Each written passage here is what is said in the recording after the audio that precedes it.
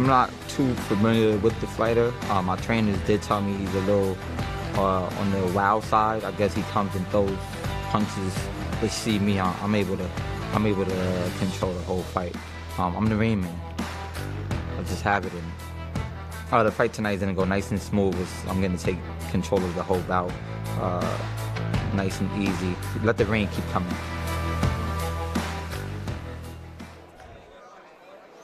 Okay, Toriano, so you have some experience in the gym with Cesar. What do you know, have you seen about his style and the way that he fights, and what are you looking forward to tonight in the fight? Well, his fight style is one of them, right?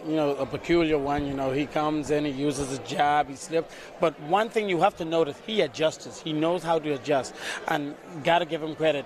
He's one that, when preparation meets opportunity, he takes advantage of it. And that is how he was able to become a champion today. And Sonia, I'm sure you're familiar with Cesar for the amateur ranks in New York area. What have you noticed about him, his fighting style, and him in the ring so far? Well, I feel like his nickname fits him. He is the Rain Man, and he throws a lot of punches, and he stays really busy. And I feel like tonight he's going to be like the Florida Rain, really, really busy. Busy, aggressive, and violent at times is that Florida Rain. Hopefully the Rain Man, Cesar Francis, is coming to the ring shortly to drop some of those raining punches down on his opponent coming up tonight. We have some tremendous fights tonight. The undefeated Long Island Zone, Alex Vargas, is pitted against Jorge Alberto Carriega in a super lightweight contest tonight. Alex is one of those guys, again, who came up through the amateur ranks, was a New York State Golden Gloves champ in 2016, comes out with a huge fan following back from New York and Long Island, fought at the Paramount 6 times, sellout crowds each time out. And then we've got someone that I know Toriano's excited about, Ivan Golub, the Ukrainian sniper. This guy is aggressive. He's got power in both hands. Talk a little bit about Ivan Golub. Well, hands down, 100%. These Ukrainians, they come out here to fight. I know that all too well, going up against Sergei Devinchenko. Golub, a fighter who's very serious, very focused, and him too, a technician. You're going to see him come out there and use a lot of technique, use his head movement. He sticks to the basic, but, hey, don't sleep because the guy has real good power. Yeah, we see shots from the weigh-in yesterday. We saw Ivan Golub on the scale looking ripped and ready. His opponent, Luis Eduardo Flores from Colombia, a hard-hitting, long, strong, very experienced opponent. This should be an excellent matchup between two tough individuals. And that fight should be also another treat for the fans. But again, I'm really looking for an Angel and a Ramon fight. We'll see that later on in the night tonight. Today, right now we're looking at some of the fans here at the beautiful Caribe Royale. We'll stand by, everyone. We'll be back after these messages with some great action.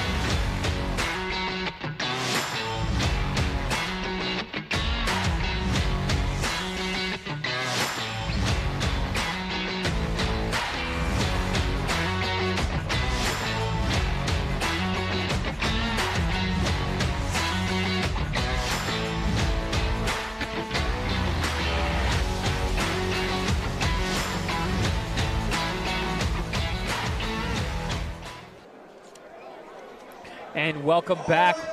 We have Cesar Francis, Gonzalo Dargiera coming to the ring right now. Let's bring out our first fighter. He's fighting out of the blue corner, Cesar Francis. We got Dargiera walking into the ring first, coming from Buenos Aires, Argentina. Very tough, very rugged guy. As he comes walking to the ring now. And you do know that Argentina has it's a world-renowned place for world champions. You know, it has produced I've heard that many before. champions. Yes. My mother's from Argentina, so yeah, I have heard that. Finally, we have Dargiera. Oh no, we have Cesar walking to the ring first, the Rain Man. Another exciting fight. Cesar's going to show you just the reason why he's here. Cesar Francis, extremely tall for the welterweight division, 5'11", comes to the ring. You see that length.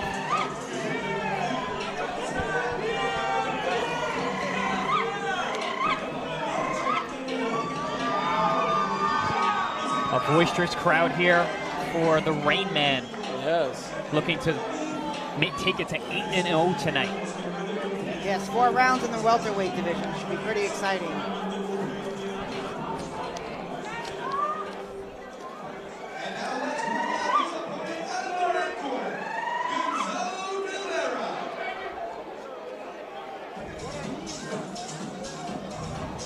And here comes the Argentinian now. Gonzalo Dargiera walking to the ring. Yeah, he's got almost a 500 record, so he's got some good experience in here. Was quite vocal at yesterday's weigh-in, feeling very confident at that point. Let's see if he brings that same energy tonight. You know, the weigh-in's always a little different than the fight. It's different when you step into the ring, so let's see what happens tonight. That is for sure. Nothing matters except for what happens in between those ropes. That's right.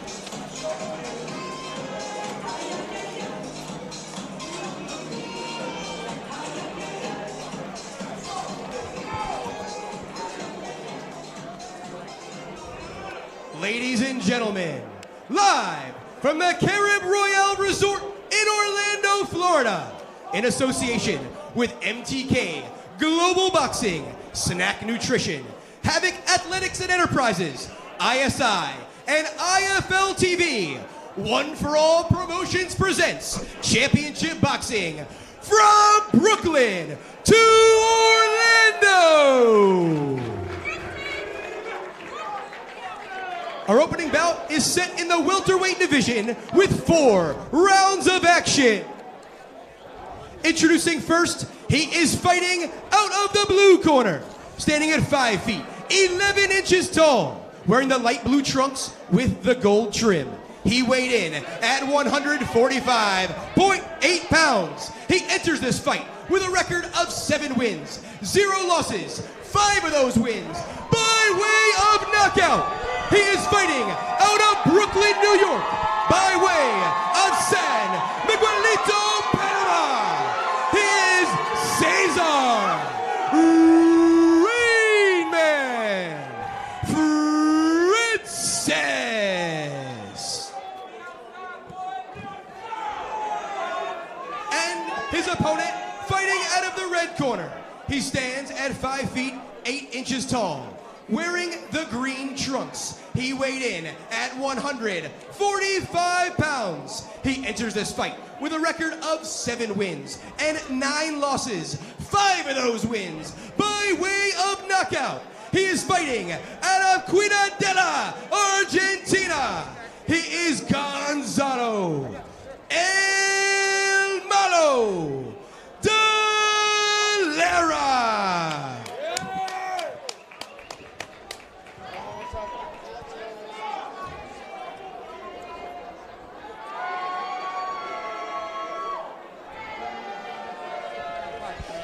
Not 4, it's a 6. All right. Guys, you heard everything in the dressing room. Your trunks are high, so blows here. All right, here we go. 4 rounds in the welterweight division. Okay, there you go. Keep them here. Keep your blows Cesar above. Francis from New York, Questions? the Good luck, undefeated guys. fighter, going against Gonzalo Referee Dayera, assigned- 7-9. For Junior. Exciting matchup here. Dayera is a very tough, rugged guy. Cesar Francis, very seasoned, long, strong, good boxing ability.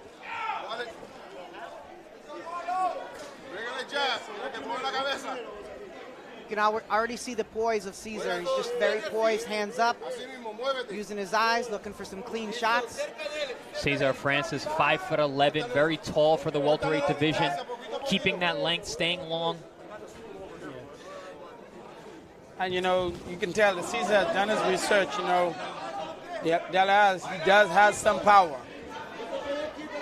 El Malo, he's called, the bad man. Oh, big right hook, and down goes Dayera. Beautiful counter right hook, and that is it. It is over in round number 1. You just gotta love this kid, Cesar. You know, again, I say, you know, opportunity is one thing that is there, but he's prepared to take it all in. And you saw him take that opportunity there. That was the left hand was down from Dayera. Cesar delivers a brutal right hook, ending this in round number 1.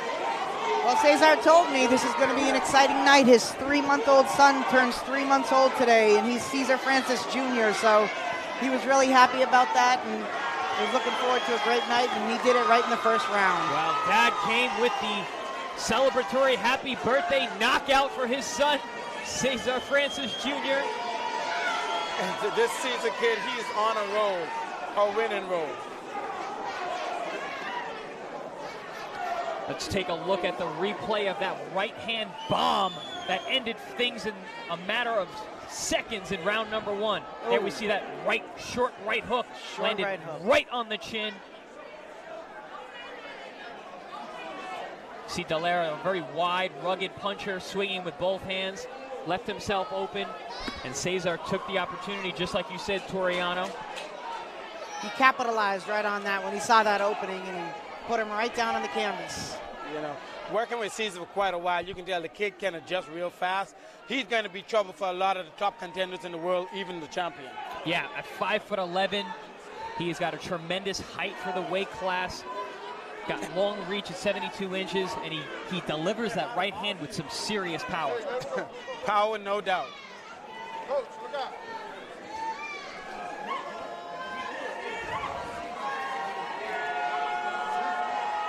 Dayera is getting helped out of the ring now.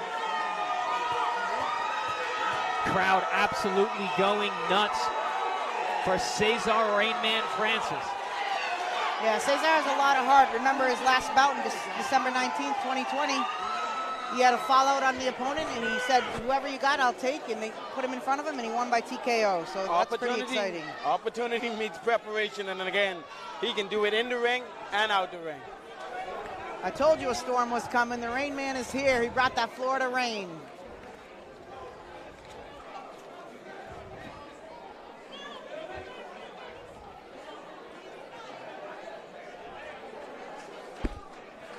Let's take it on up to the ring announcer for the official particulars. Ladies and gentlemen, at 42 seconds of round number 1, your winner by way of knockout in the blue corner, Cesar Rainman Francis.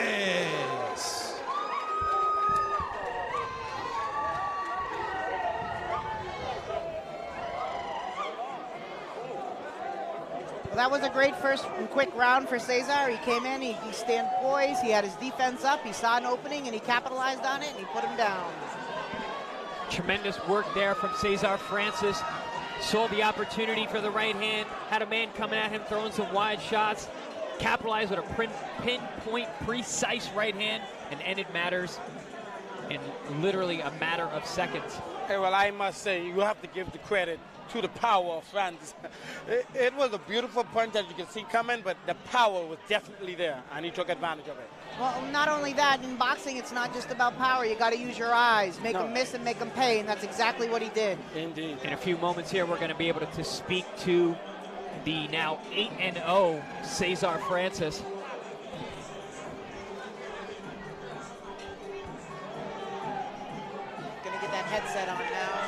getting on the headset now, so stay tuned, everyone. We're going to hear from Cesar Francis in a moment. Cesar, incredible performance. What did you see early in that round that gave you the opportunity to end the fight? I see he was lunging a lot. I put my jab together, my jab came together, and I knew my right hand, my left hook was in to finish it off. So I just took my time, and I got the job done. Beautiful, beautiful. I hear that is your son's birthday.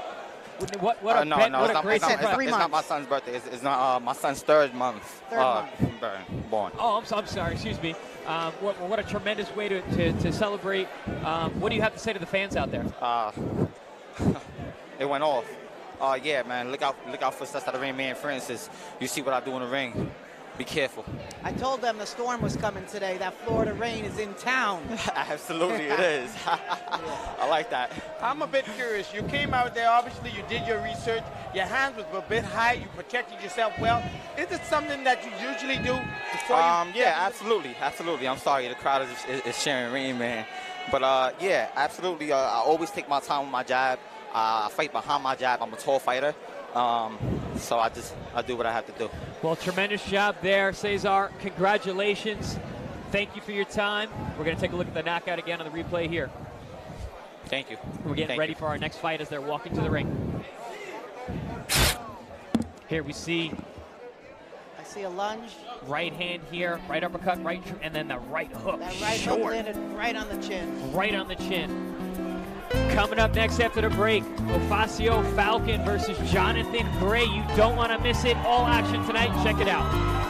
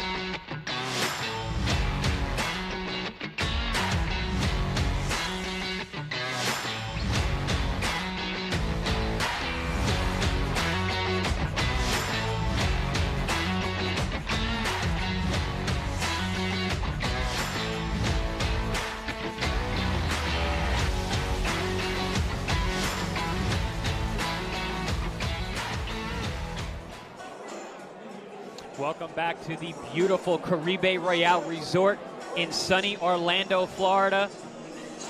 I'm joined by my broadcast partner to my left, Toriana Johnson and Sonia Lamanicus.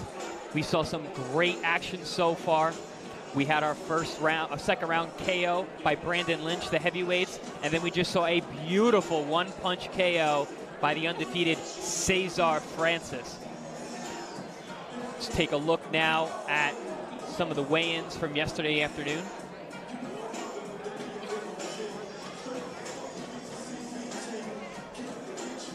Okay, this is fight that's coming up now. Alex Vargas versus Carriega. Both men coming in under the super lightweight division at a weighing of 138.4 pounds in an all-action super lightweight contest coming up very soon. Here we see Ivan the Volk Golub weighed in yesterday, looking very strong in his welterweight bout versus Flores, another very strong and experienced welterweight.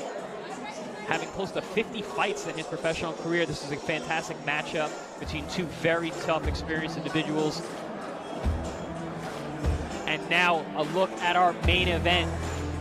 We see the world champion Cecilia versus the raging, surging contender in Parker. Great matchup for our main event. We got experience versus power.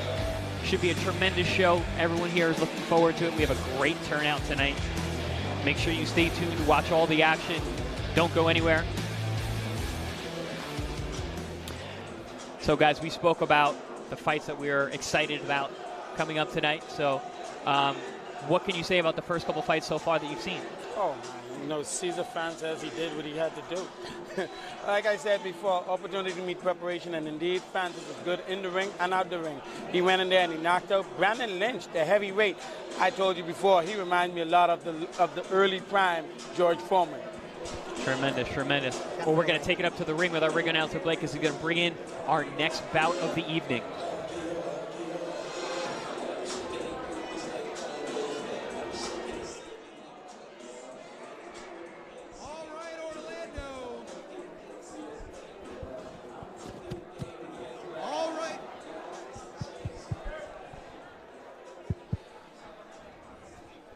All right, Orlando, it's time for some super featherweight action. Let's bring out our first fighter. He is Jonathan Gray.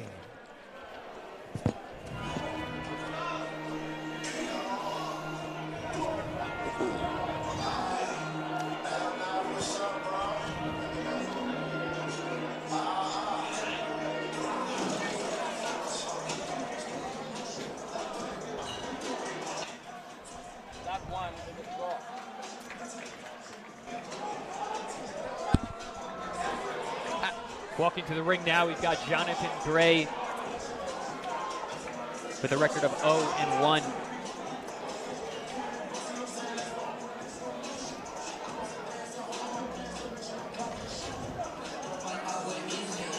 Fighting out of District Heights, Maryland.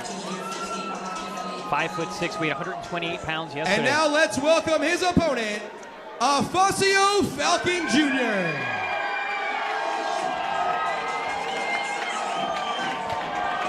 Ofacio has a big support system here in Orlando. Indeed, he does have a great support system. Wondering if he is from Orlando. Puerto Rico is here in the building tonight. Lots of support. You see undefeated Josue Vargas to his left, walking him to the ring. You know, Sonia alluded to how proud and packed the stadium is at this moment, but indeed, just a few fights in, and folks are just jam-packed inside here at this moment. Tremendous energy in the room tonight. You can feel it in the air. It's going to be an explosive night.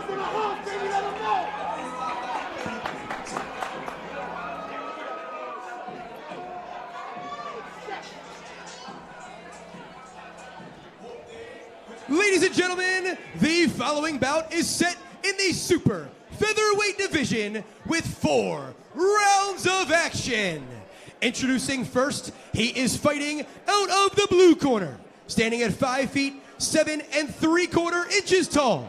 He is wearing the black trunks with the silver trim. He weighed in at 128 pounds. He enters this fight with a record of 4 wins and 0 losses, 3 of those wins by way of knockout. He is fighting out of the Bronx in New York City. He is Ofacio Falcon Jr. And his opponent fighting out of the red corner, standing at 5 feet 6 inches tall, wearing the black trunks with the white trim.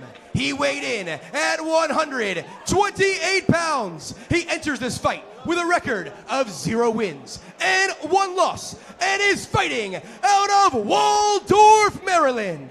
He is Jonathan Gray. The referee assigned to this bout, Massimo Montanini.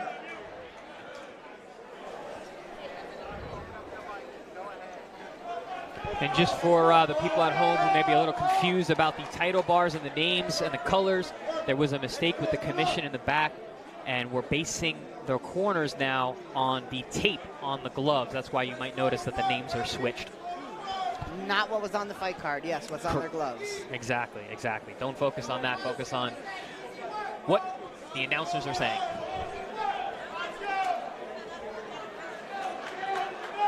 Getting ready for round number 1 between Falcon Jr. and Gray. You know, I gotta say, Ofacio Falcon reminds me of a young Tito Trinidad. He's got great hand speed.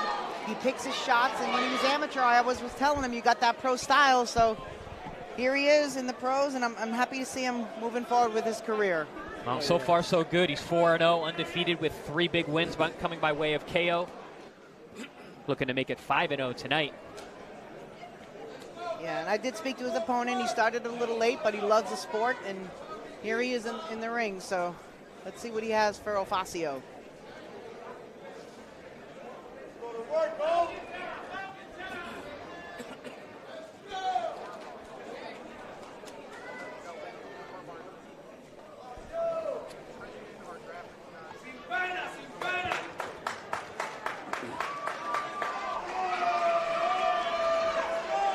Tense moments here before the beginning of round number 1.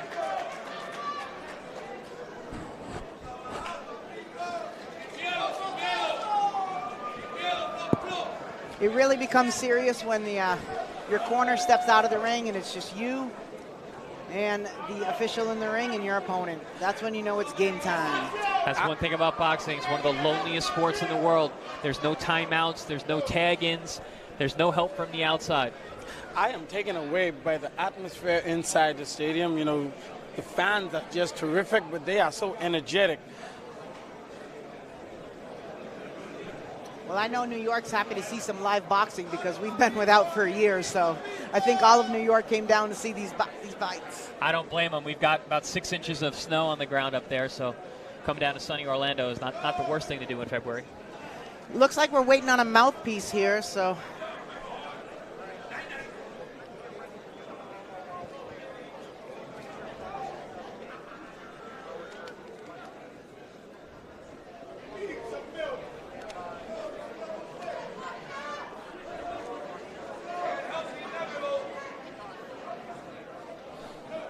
Yeah, you definitely can't have a contest without a mouthpiece. Well, you should be bringing 2 to the rings. That's the rules of the pros. Always bring 2 mouth guards. 1 your corner holds and 1 is in your mouth. And don't forget, our next event, Brooklyn to Orlando, is going to be May 8th, right here in the Carib Royale in sunny Orlando, Florida. Stay tuned for some more great action after tonight. Hopefully by May 8th, Jonathan Gray will have a mouthpiece, and we might be able to have a fight. We could just wet some paper towel. That's what we do in the gym when we don't have it. Well, you're talking to a guy who has lip split. You know, a mouthpiece is very important. Yes, I agree. Okay, here we go. I see a mouthpiece being put into the mouth of Jonathan Gray, so we can now begin. All right, boxes to the center. Super featherweight contest scheduled for 4 rounds. Falcon looked like the bigger guy in the ring.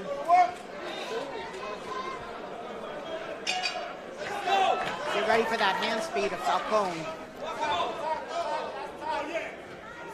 You see Jonathan Gray coming out with a tentative left jab.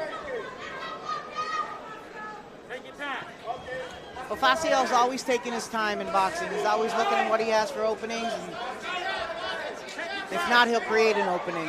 Falcon getting behind that left jab, that stick to the head and to the body.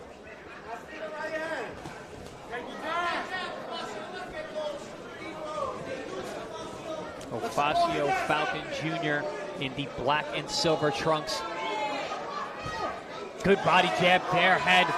Stopped him right in his tracks. Put him on his heels, did Ofacio. Oh, big leaping left hook. Has Jonathan Gray reeling. I see that Ofacio face right there. I know what that means. Eyes wide, looking for that finish Here punch. he comes. Well, it is at this moment, Ofacio has to be careful. Do not take his opponent for granted. Hey, Jonathan may not be the high-quality fighter that he would expect to be in the ring, but Ofacio still needs to keep his hands up and stay focused. Falcon doing a great job of making his man miss and then coming back with a leaping left hook. Sonia, you said that you saw a little Tito Trinidad. Good body shot. Yes, definitely. In him, I'm seeing that now with those leaping lead left hooks. A young Tito here in the ring. Not a bad guy to look like in only his 5th pro fight. Good body shot there by Falcon. Ofacio putting together a beautiful combination. Falcon now fighting out of the southpaw stance. Switch real quick. Delivered an overhand left from that southpaw position. Loading up with every shot at this point. Oh, good straight Good right body hand to the shot. body. Yes, it's him to Alexander decided to go southpaw, and Ofacio is taking advantage of it. I think Ofacio realizes he's got a little bit of a skill advantage here, and he's going to capitalize at this point. Yeah, he's throwing everything in power at this point. Even his jab was hard and stiff and had Jonathan Gray on the retreat. Ofacio's keeping his hands up at the same time, realizing that, hey, his opponent is still dangerous. He still has 2 arms and 2 legs. Anything could happen with just 1 blow. That's a great point, Toriano. You still have a live body in front of you throwing punches. Protect yourself at all times, and Falcon is doing just that. He's landed some big shots here, Ofacio. But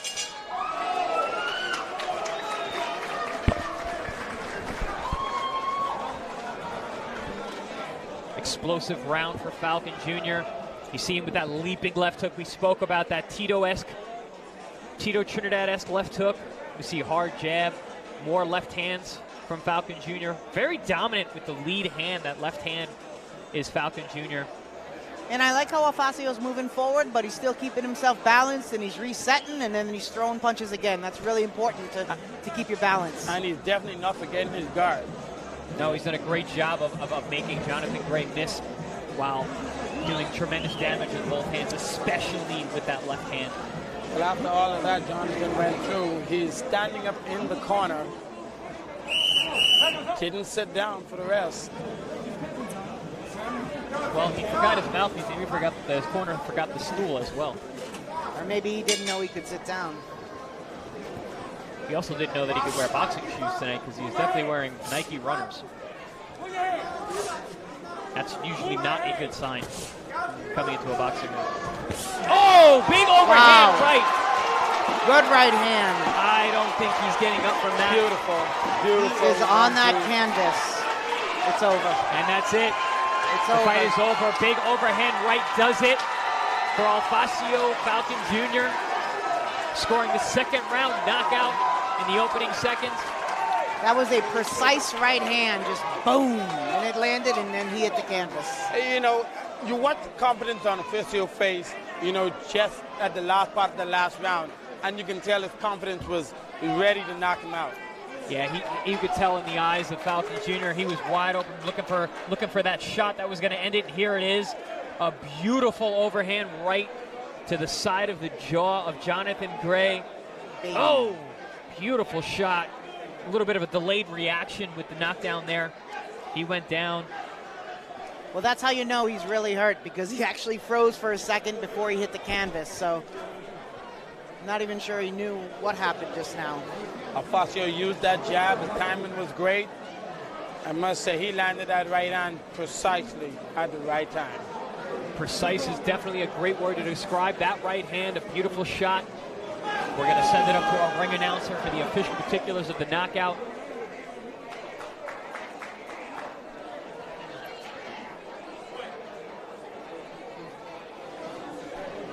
right, so Ofacio's moving to 5-0. 5-0 with 4 big wins by knockout.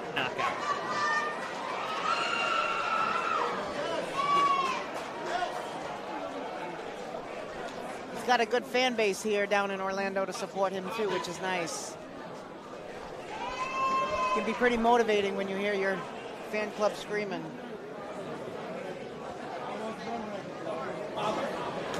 And now, both men to the center of the ring, and for the official particulars from our ring announcer.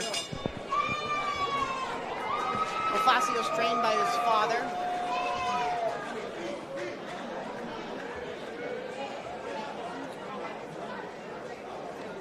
Ladies and gentlemen, at 20 seconds of round number 2, your winner via TKO in the blue corner, Ofacio Falcon Jr.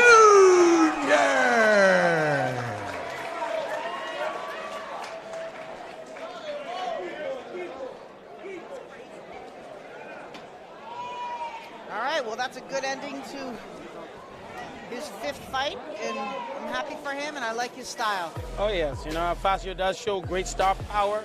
You know, the kid, he is a showman, and he had done a great job tonight. But like I said, after that first round, you can tell that he was about to do some damage come the second round. We're going to take a look again at that knockout early in round number 2. You see Falcon meeting his opponent in his own red corner, putting a lot of body pressure, coming with that overhand right that ended it.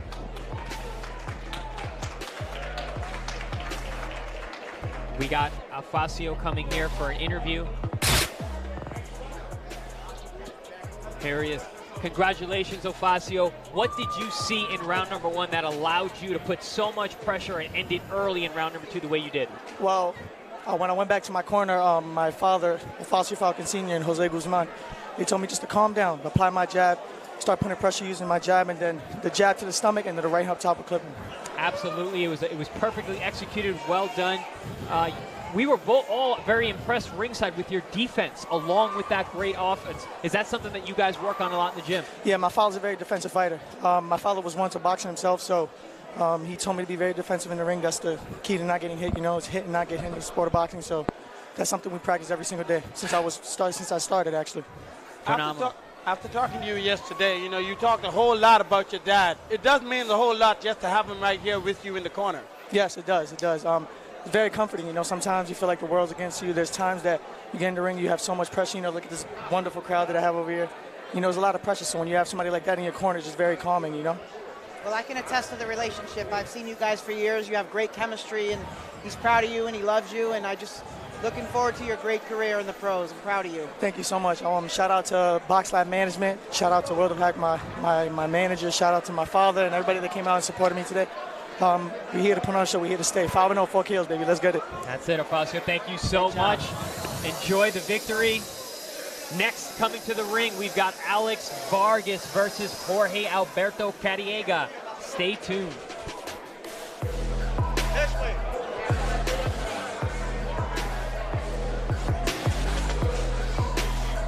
Great job by Ofacio Falcon Jr., scoring his 4th knockout in 5 wins. More to come.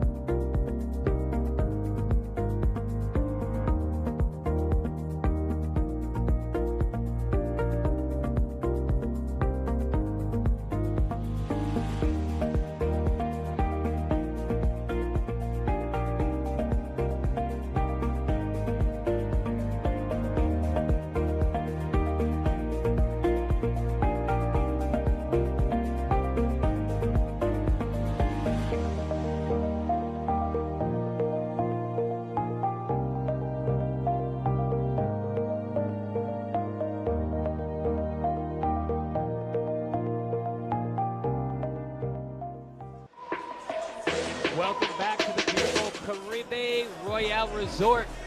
Coming up next to the ring, we've got super lightweight, 6 rounds of action. The undefeated Alex Vargas and Jorge Alberto Carriega in a great super lightweight matchup. Here we've got a nice view of the arena tonight. Great turnout, and our announcer to cue the fighters. He is Jorge Alberto Carriega.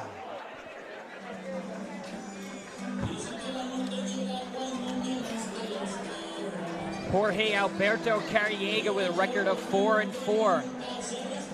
Fighting out of Sonora, Mexico, who now trains out of Douglas, Arizona.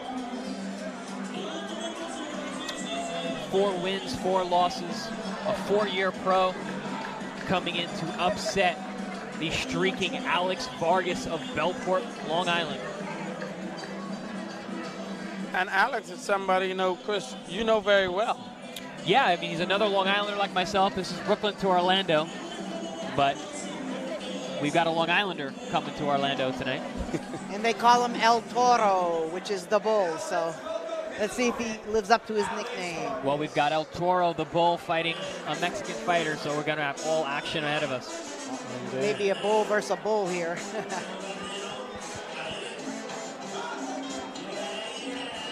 There you see El Toro, Alex Vargas from Bellport, New York.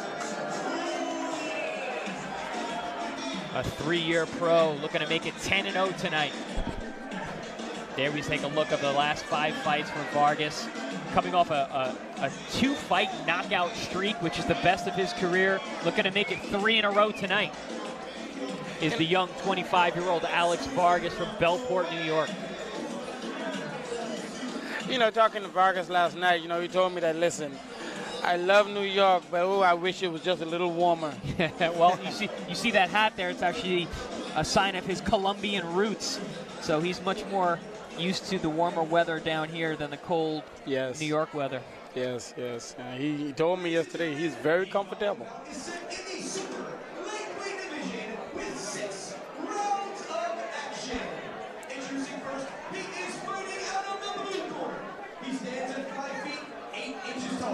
Wearing the black trunks with the gold trim. He weighed in at 138.4 pounds. He enters this fight with a record of 9 wins and 0 losses. 3 of those wins by way of knockout. He is fighting out of Bellport, New York. He is Alex El Toro Vargas. And his opponent to my right, fighting out of the red corner. He stands at 5 feet, 8 inches tall, wearing the blue trunks with the black trim. He weighed in at 138.6 pounds. He enters this fight with a record of 4 wins and 4 losses. And he is fighting out of Douglas, Arizona, by way of Agua Prieto, Mexico. He is Jorge Alberto Bigotes Carriega.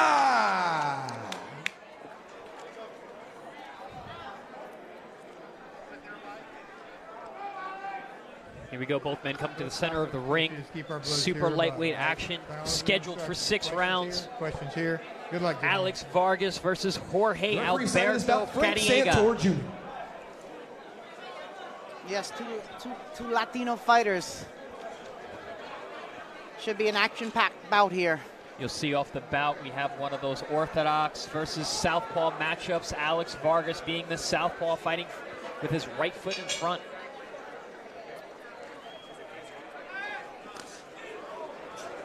Overhand left there from Vargas. Nice right hook on the inside. Ooh, good angle cut by Vargas.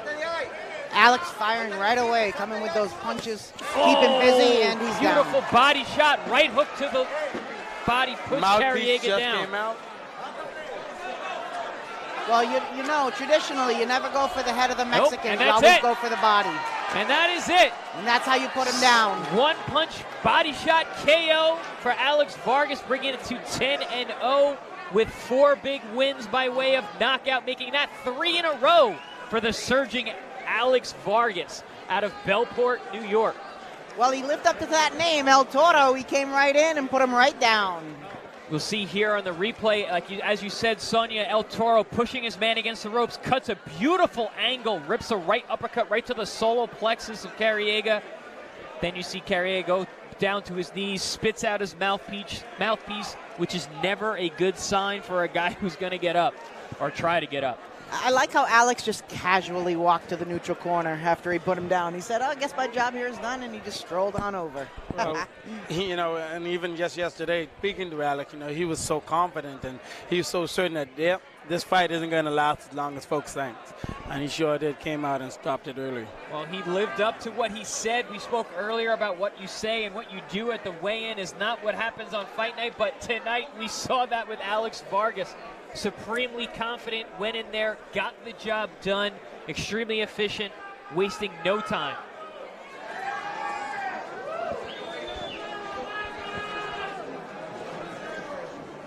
I'm sure the rabid fans of Alex Vargas back home on Long Island are screaming at their computers who are watching IFL at home. Probably streaming to their TVs now with all these smart TVs, right? That's a good point. That's it. A lot of ways to watch IFL TV on your computer, your mobile device, or even your TV. All right, boxers to the center of the ring. To our ring announcer for the officials.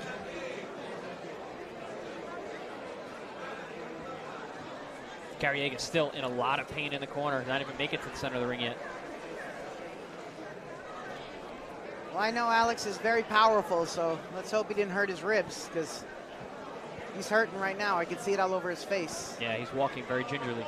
Ladies and gentlemen, at 29 seconds of round number 1, your winner by way of knockout in the blue corner, Alex El Toro Vargas. Alex again with another win. This one of the first round knockout. And he moves to 10-0. We're going to have an interview with the now 10-0 Alex Vargas in a few moments as he goes and gets set up and gets his headset on, which is not going to fit over that hat. Another replay here. We see Alex pushing his man Carriega off, cuts an angle. I like that movement there, Toriano. He cut the angle. Carriegas didn't really know where he was. Wasn't able to see the shot that hit him. And like they say, the shot you don't see is the one that hurts you the most, right? Indeed, indeed. But of course, that is something that is it's the gospel in the Havoc's gym. Andre Rozier is very serious about those side steps. That's it. And to Alex Vargas. Alex, congratulations. Great job. Went in there very efficient, got the job done. Talk to us what you felt was going to happen tonight. You had said in the interview yesterday it wasn't going to last long. You lived up to your word. How does it feel to be 10-0, 4 knockouts? Now your 3rd knockout in a row. Talk to us. It feels good, to come out here, get another quick knockout. I'd like to get some rounds in, but hey, if the knockouts come, I'll take them.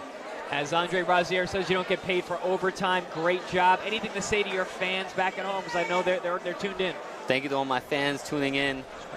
There's no more fans in New York, but I know all of you are still watching me online. I appreciate it. And it's to the top from here.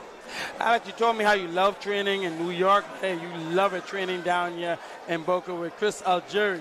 Has the atmosphere down here helped you with a whole lot? Absolutely. I mean, the cold weather in New York, it's a bit tough out there. It's tough finding sparring with the COVID going on. So coming out here, it's nice to relax and just focus on training without, any worries. All right, good. And when you landed that shot, how did you feel? Did you know you hurt him? I knew it right away. Yeah. I'm sure when you land that shot the right way, I knew it was over right then and there. Yeah, I commented how you casually walked to the neutral corner, just like, this is it. I did my job, and I'm all done for the night. Yep, exactly. So it's just time to get ready for the next one. Yeah, well, you're moving on to 10-0, and you're doing great, and you're undefeated, and you're getting better every time, and we're all proud of you. Thank you. Congratulations, Alex. Enjoy the victory. Thank you, guys. Beautiful fight.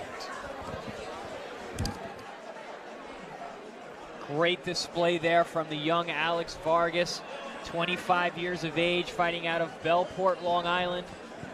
Yeah, he's got his father in his corner, Mike Vargas.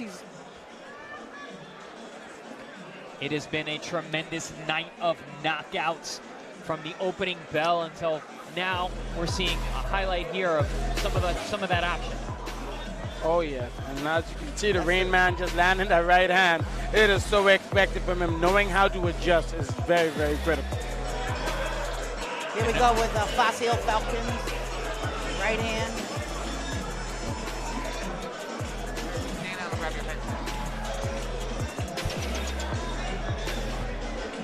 All right, we got Alex Vargas landing this good combination, and there he is casually walking back to the neutral corner, and I think he knew. You're going to be right here. All right, well, it's been a great night of boxing, and we got a great crowd here at El Caribe.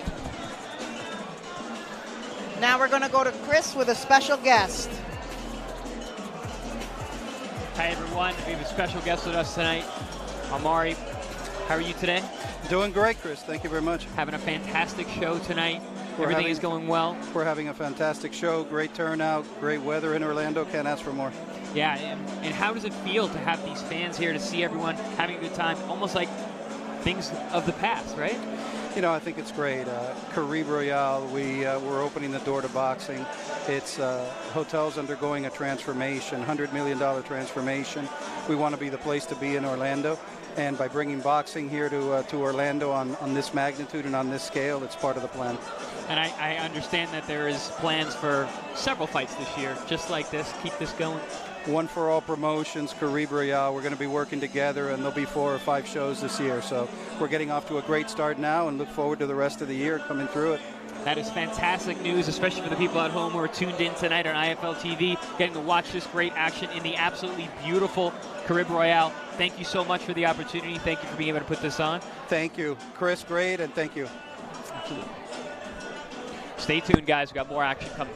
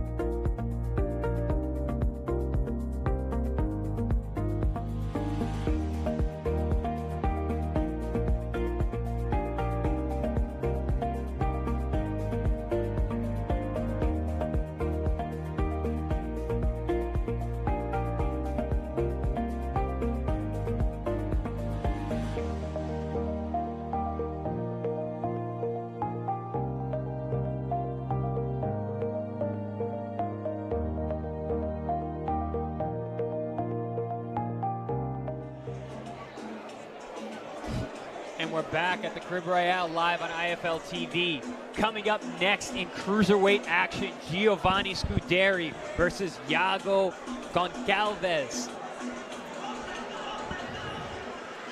Hey guys, we've had a tremendous night. A lot of knockouts, a lot of action. We've been blessed to have so many great fights and have a great crowd with a tremendous energy. What has been your favorite fight of the night so far? Oh, so far, Cesar Francis Jr. I mean, the Rain Man just came in and he rained down on the fans tonight. And Sonia, I think I have a good idea about who your favorite was, but go ahead. Well, I'm going to go with actually Ofacio Falcon. Yeah. That's what I figured. Myself, I'm a little partial. I thought Alex Vargas did a great job. He had what he had was in front of him. We don't get paid for overtime. Got in there, got his man done. Correct. Got his man out of there. So here's a nice shot of that fight that Laureano was talking about. That Cesar Francis single punch right hand, putting his man down and out in round number 1. Yes, exciting. Very and here exciting. we see Ofacio Falcon Jr. with the overhand right. Another one-punch knockout victory right in the beginning of round number 2. Saw what he needed to see in round number 1 and got the job done. And then my man here, Alex Vargas, cutting the angle, ripping the body shot.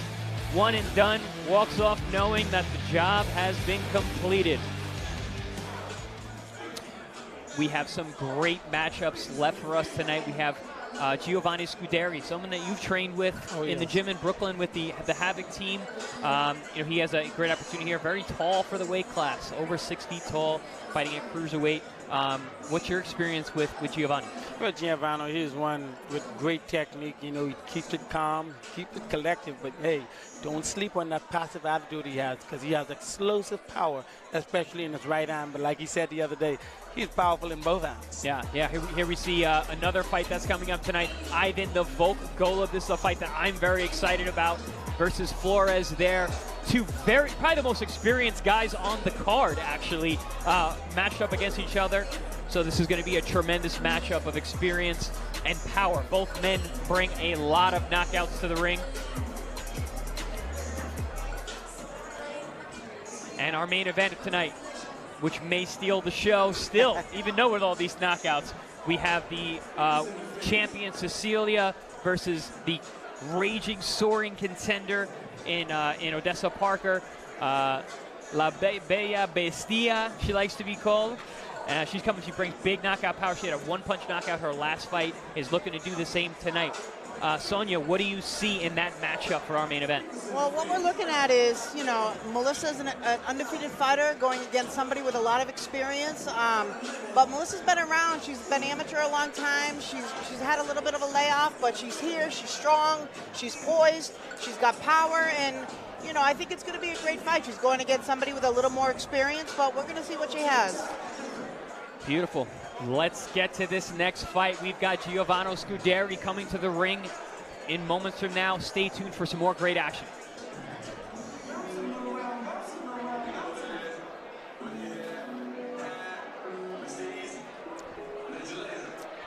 Good.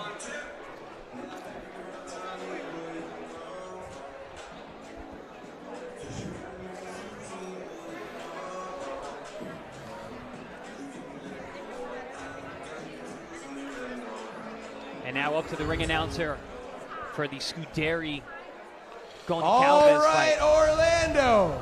Welcome back to the Carib Royal Resort.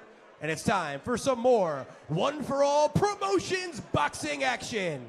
We're going to head to the cruiserweight division. Let's bring out our first fighter, Iago Goncalves.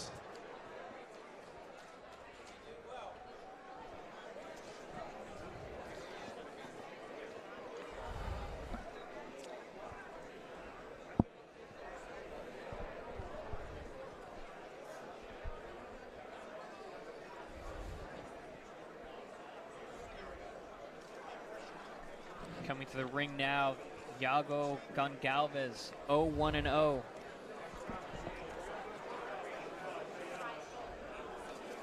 Fighting out of Portsmouth, New Hampshire. Portsmouth, New Hampshire. Oh, right next door to Hampton Beach. That's my turf, New England. I was going to say you my you original have some roots. experience. Yeah. Hometown, Sao Paulo, Brazil. Yesterday at the weigh-in, these two had a bit of a little scuffle, but I guess they're going to show it off here tonight. No, these two didn't have a scuffle. He was giving out cannolis at the weigh-in, That's remember? right. Scuderi brought a box of cannolis to the weigh-in. He always brags that he doesn't have to cut weight So he brought an entire box of Italian pastries, actually offering his opponent, Goncalves, one. And ladies and gentlemen, let's welcome his opponent, Giovanni Scuderi. Speaking of the Italian pastry wielding Scuderi, he's on his way to the ring now. Goes by the name Team Leonidas.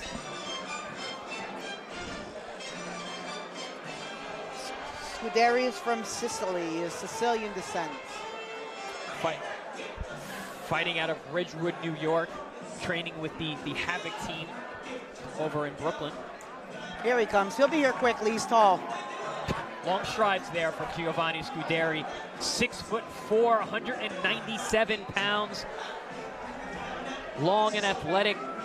Brings good power in that right hand. Scuderi said, you know, he wants to climb the ranks, but of course he does have his eyes fixed on a big fight with Usyk one day at the cruiserweight division, not the heavyweight. That's some name to be calling out this early in his career. High hopes there coming from Scuderi. You see the Italian flag there on the trunks, representing his native Italy. With the colors of the Greek flag, blue and white on his uniform. But we're neighbors. Ladies and gentlemen, One for All Promotions presents Brooklyn to Orlando continues with the following cruiserweight bout set with 4 rounds of action. Introducing first, he is fighting out of the blue corner. He stands at 6 feet, 4 inches tall, wearing the white trunks with the blue trim. He weighed in at 197 pounds. He enters this fight with a record of 3 wins and 0 losses. 2 of those wins by way of knockout. He is fighting out of Ridgewood, New York, by way of Catania, Italy. He is Giovanni Leonidas Scuderi.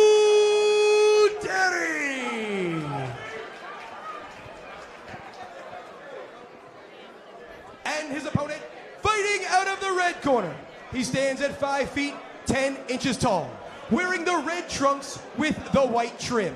He weighed in at 200 pounds. He enters this fight with a record of 0 wins and 1 loss. And fighting out of Portsmouth, New Hampshire, by way of Sao Paulo, Brazil, he is Iago Gonzalves. The referee assigned this bout, Massimo Montanini. No, yesterday speaking to Scuderi, he just said that, you know what, I just love the style of Muhammad Ali. Today, you know, I'm expecting Scuderi to just use those legs, move around, try to get in some rounds. But of course, he feels if the knockout is there. Well, I'm going to assume he's going to use that height and reach advantage, which is very obvious for even the people at home. We've got a 6-inch height advantage. Well, I'm hoping Iago knows how to get under a jab, because if not, he may be in trouble. Oh, he comes right out of the corner fast. Oh, beautiful uppercut left hook from Scuderi right off the bat. He sees Iago putting his head down, and he's throwing those uppercuts right into his chin. Yes, now he's got to get on the inside of the taller, longer Team Leonidas. You know, watching Giovanni over the years, watch his leg work, watch his footwork. Oh, good uppercut there to the body, right down the middle. Both hands to the body is great. There he goes. Oh, beautiful left hook to the liver. Down goes Goncalves. Must have been that cannoli. Scuderi wasting no time, ripping body shots with both hands. Oh, Iago's up. Let's see if he's got anything left. Oh, another body shot hard with the right hand from Scuderi. He is not missing the body shot. Wow, beautiful right uppercut. Goncalves is tough. He took that right on the chin. Oh, and down he goes again. Takes a knee after a left hook up to the upstairs. He's looking hurt to me. He's having a hard time breathing. So let's see if we're going to continue. It's over. That is it. Round number 1. Giovanni Scuderi scoring the KO. I don't know which fight is my favorite fighter anymore. All of these fights are so, oh wow, it's just beautiful. Knockout after knockout tonight. Giovanni Scuderi brings the record to 4-0 with 3 big wins by KO. I like how Giovanni right away went right for that body and just folded him, and he went right down. He took advantage of those long arms and that soft midsection of Iago, digging with both hands from the opening bell. And it paid off.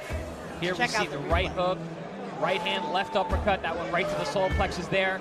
And then the left hook around the elbow. You saw Goncalves wincing in pain as those body shots were being ripped on both sides of his flanks. And it was that left hook to the liver that finally put him down in that round number 1. And then our, beautiful uppercut there from Scuderi, picks the head up of Goncalves. Goncalves really swinging wildly with his eyes shut. And there's a little left hook there in the ear that put him down. I do think that some of those body shots were still bothering him, because that last shot that put him down in a way wasn't that hard. And I'd like to see Iago work on a little bit of defense with his elbows to the body. You know, when you're getting hit with body shots, you got to turn into them so you can absorb that power a little bit. Toriano, I know we didn't see a whole lot from Scuderi. What would you like to have seen him do tonight, or what can he work on in the future? Well, ultimately, you got to give the credit to Giovanni. There was not pretty much anything Scuderi could do. Giovanni used his jab. He was hurting to the head and hurting to the body. 17 seconds of round number 1. Your winner via knockout in the blue corner, Giovanni Leonidas Scuderi.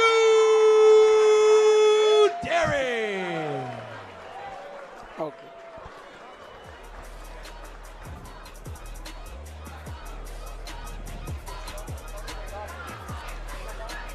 Great victory there for Giovanni Scuderi, fighting out of Italy, training now in Brooklyn. Went in there, saw some openings. We're gonna talk to him in an interview in a few moments. Giovanni, congratulations, great job. What was it that you saw in Goncalves that you capitalized on so quickly? So basically, being on top, guys, I was expecting that he was coming like a bull, and I wasn't expecting to use my right uppercut. Then I see that the body was open, and I take the chance. Now, you went right in after the bell rang, straight at your opponent, used your right uppercut, then you went to the body. I wonder, that plays out to the plot where yesterday you used a lot of Twinkies, Italian sweets. Did you figure that was part of your game plan? So basically, yesterday I bring the cannoli at the weigh-in. They give me the right energy, and today show off. So Giovanni, tell us a little bit about your journey. You're leaving Italy, you're coming to America, you have a dream to be a champion. How was your journey, and what's it been like so far for you? Well, my journey has been a movie. I came here from Italy, no English, no money, just with a big dream. And now I'm here training with a top trainer alongside with the beautiful champions. Then about a lot of experience, and they've been doing a lot on boxing. So I'm happy. That's already, get what I want. Great job, Giovanni, tonight. What do you see for yourself in the future moving forward? How often do you want to get back in the ring, and what are your plans moving forward? So right now I want to get all the experience that I can and be able to showcase 100% what I got. It takes time, and that's it. Then I'm sure that once I'm gonna have the right experience, I'm ready for the top fighters. You said yesterday, you want to just climb the ranks and fight the best fighters out there, but definitely you had a name in mind. That fighter is Usyk. Do you think you're sending a message tonight out to Usyk? No, I need to do a lot more to send a message to Usyk. But it's my dream fight because I love him. He's a great fighter. He's funny, got a beautiful personality, So it would be my dream to fight somebody like him. And then achieve everything I want to achieve on cruiserweight division. Fantastic answer, Giovanni. Fantastic. More fantastic fight. Congratulations. We're looking forward to see you again very soon. Thank you, guys. I love you guys. Thank you. Great win there for Giovanni Scuderi, coming all the way from Italy.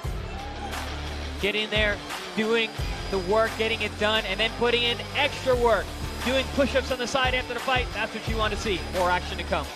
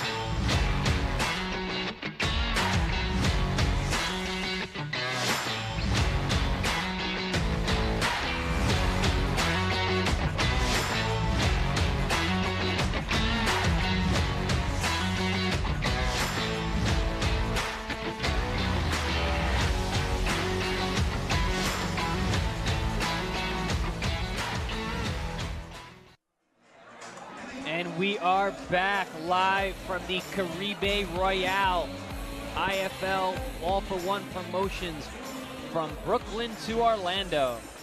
Coming up next, we've got super lightweight matchup, 4 rounds.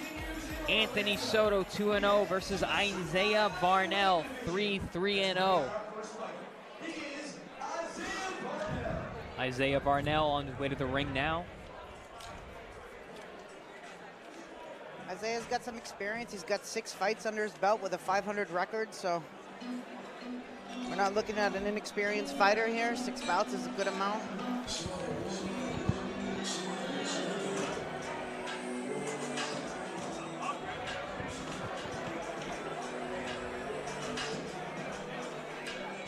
Varnell, 30 years of age, 3 years as a pro, 3-3 with 2 wins coming by way of knockout. 5'9", 136 pounds. Hometown of Kenosha, Wisconsin. Fighting out of Kenosha, Wisconsin as well. I like that shiny purple outfit. Yeah, it's looking sharp.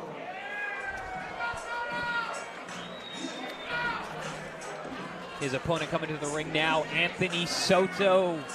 2-0, 2 wins by way of knockout, 5'11", 139.6 pounds as of yesterday. Well, I haven't seen Anthony box, but I hear he's a very skilled fighter, and Andre Rozier speaks very highly of him, so I'm actually looking forward to this fight right here. Oh, yes. You know, I've been given the opportunity to watch Soto fight December 18th of last year, you know, and he did again, you know, showed what he's made of. The kid has very good ring generalship, good power. You know, his footwork is something that you need to watch out for. You know, he knows how to move. Tremendous height for the super lightweight division, 5'11" with a 72.5-inch reach. Both men dressed pretty sharp tonight. And here's our ring announcer. Super lightweight division with 4 rounds of action. Introducing first, he is fighting out of the blue corner He stands at 5 feet 11 inches tall, wearing the cheetah print trunks. He weighed in at 139.6 pounds. He enters this fight with a record of 2 wins and 0 losses. Both of his wins by way of knockout.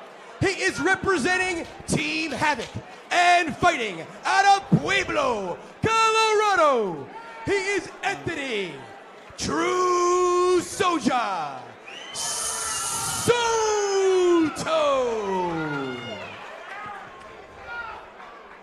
And his opponent fighting out of the red corner. He stands at 5 feet 9 inches tall, wearing the purple trunks with the white trim. He weighed in at 136 pounds. He enters this fight with a record of 3 wins and 3 losses. 2 of those wins by way of knockout. And he is fighting out of Kenosha, Wisconsin. He is Isaiah Varnell.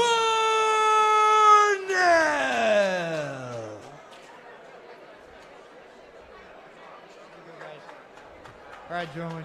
All the instructions in the dressing room. Your trunks are both about where they're supposed to be to keep your blows on the belt line or above. Questions here, questions here. Good luck, guys. The referee assigned this bout, Frank Santor Jr. Here we go, super lightweight action ahead of us. 4 rounds of action.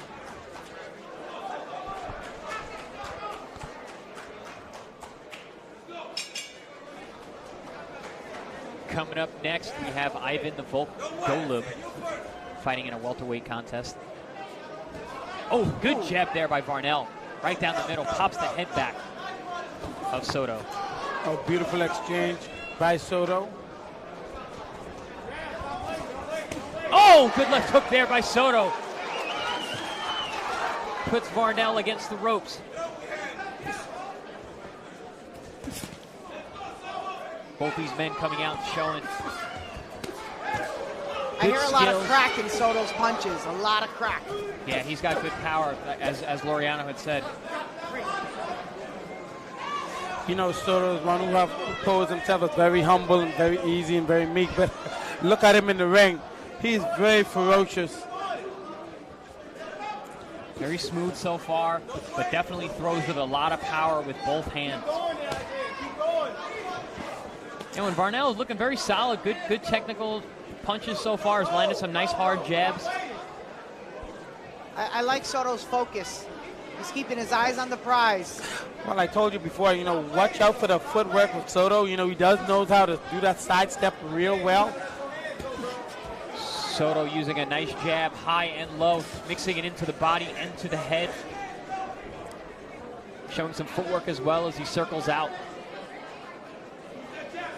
You know, Varnell is no pushover here. You know, be that the record says otherwise. You know, Soto is in for a tough night tonight. I feel though he still has it in him to get Varnell out of there. No, Varnell's actually looking very. Oh, good right hand there by Soto. Yeah, as I was saying, Varnell. Yeah, I agree, Toriano. He's got some skills. He's in there to win this fight. He has a lot of experience. I like Soto's quick 1-2. Lands a jab and comes right after with a right hand. Good uppercut, left hook, right hand combination from Soto. Back to the jab, changing levels, body shot. Varnell is staying right there with him, though. He's staying right. Soto does see he's coming, and I think he sees a knockout nearby. Look at that stiff jab by Soto. Beautiful, long, stiff jab from the undefeated Soto. Doing a great job staying focused. Eyes on the prize is the young Anthony Soto. You know, the fight between Varnell and Soto. Soto, the one who's landing the much cleaner punches at this moment. I like Varnell's defense, though. He's not too open. He's not getting hit with crazy shots. So. And he's got that high guard defense, but he's landing good, solid jabs as Varnell as well. Right down the middle of the very aggressive Anthony Soto. Good opening round here in the super lightweight matchup. Well, what I like from Soto that I see is I like his footwork. He's moving around the ring. He's poised. He's got a nice stiff jab, and I saw it land a couple times and snap back Varnell's head. That's what I like so far from Soto.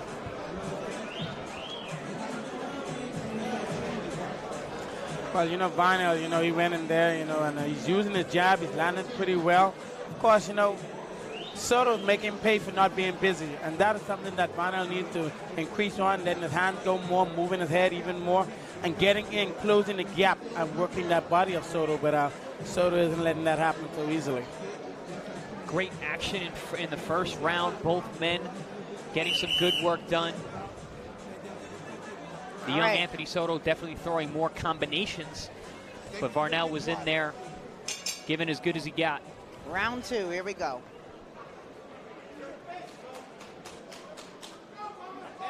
We got Varnell in the purple and Soto in the leopard print. These guys not only know how to dress, they know how to fight.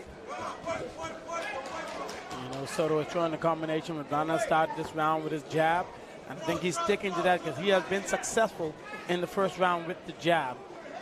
And listen, Soto's throwing those combinations, but Varnell's blocking them with his defense.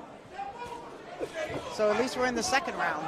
Soto just landed a right uppercut there. Which Sonia has been very rare tonight. It's been the night of first round knockouts, so to see a round number 2 is a bit of a special thing. Well, look, hey, we're here to see boxing. You know, everything in the first round, a knockout isn't always exciting, so I'm happy to see this one in the second. We're all in the same. Ooh, good counter attempt there from Varnell. Ooh, good left hook there by Soto, coming off the tie-up. I like how Soto goes up and down with his shots, throws the right hand down low, comes back with the jab after the work. Did you see that overhand right by Soto? Mixing it up really well is Anthony Soto. And I like his jab. He throws it like he means it. You know, you don't just throw a jab to throw it out there. You got to throw it and you want to land it. Good right hand there by Anthony Soto over the top, off of his jab. I'm not seeing much action from Varnell at this moment. That could be due to the power that Soto is throwing with heavier hands. Well, Soto is the bigger fighter here against Varnell. I see him with height. He's got some broad shoulders, too. Yeah, great. Ooh, good height and length for Anthony Soto at this weight. Good left hook landed actually by Varnell moments ago. I know, Sonia, you like to see a bit of technique going on, but I think you're going to get another knockout this round if Soto continues to put the pressure as he's doing right now. I think if Soto sits down on his punches a little bit more, they might land a little bit cleaner and really put the power on Varnell. Definitely seems to be a power differential between the two. Anthony Soto really throwing some heavy heat. Yeah, and the same, you know, Soto is the much more busier fighter. His punch has increased. His punch outtake has been increased. Great flurries from Anthony Soto, letting both hands go. And I like Soto how he's using his jab, up and down, not always aiming for the head. He's jabbing at the body, too, which is important. Yeah, I would like to see Varnell move around a bit. Good right hand there by Varnell. And back to another jab. It seems that Varnell is going to make it out and get into that third round. All right. That's it. Good round number 2. Action-packed fight so far. Anthony Soto versus Isaiah Varnell.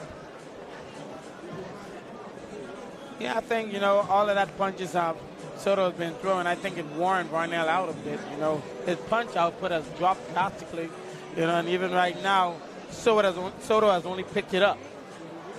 Well, I like that first round from Varnell. I feel like he was a little more in the fight than he was the second round. Yes. And, you know, now we're moving to the third round, and, you know, sometimes that can happen. They start opening you up with a jab, and he's throwing his combinations, and let's see what happens in the third round here. But Varnell's in the fight. It's not a one-sided fight. I scored both so far for Soto, but I do see Varnell in the fight. And no doubt. But, hey, all credit has to be given to Soto. You know, he's picking up his pace as the round goes on. Here we go with round number 3 in this super lightweight contest.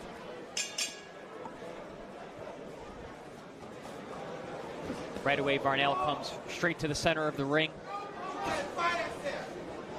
Anthony Soto using his jab, moving around a little bit. Both men exchange right hands there. Ooh, good left hook there from Varnell. One of the more consistent weapons that he's had. And there's another left hook there from Varnell. And again. He's in this fight, definitely. Soto punches isn't landing as clean at this moment, but he is throwing combinations. He is being very, very busy. That is something you have to consider. Well, I'd like to see Soto use his range a little bit more. I feel like he's crowding himself a little bit instead of using his legs and getting in and getting out. That's what you got those long legs for. Good right uppercut, right hand combination from Anthony Soto in there, right in the middle through the guard of Isaiah Varnell.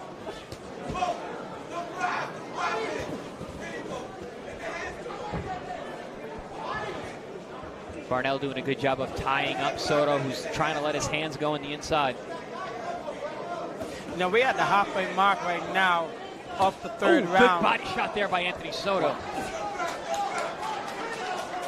And even now, Soto's pace is just picking up. It only makes me wonder, you know, I think Soto's pretty much a slow starter. Well, when you're boxing 4 rounds, you don't have much time to be waiting. You got to get on it right away. Right about it. Right about that. Varnell coming behind that left jab and high guard. Soto using a little bit more footwork and combination punching. Excellent all-action fight so far from both men.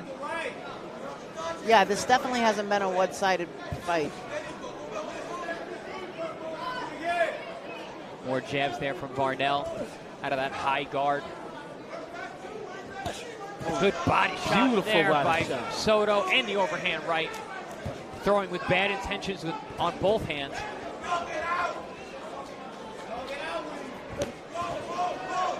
Good body shot attempt there from Varnell. Both men exchange jabs here in round number 3. Ooh, good left hook on the way out. Countered for him right Varnell. back. Varnell has shown a tremendous chin tonight. No, he certainly has. And the punch output has dropped for Soto in the last 30 seconds of this round. Good body shot there from Soto. Right hook to around the elbow.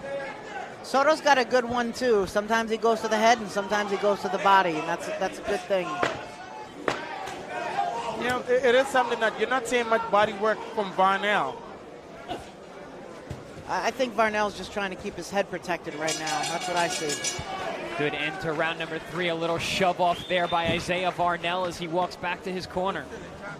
All right, we got one more round to go.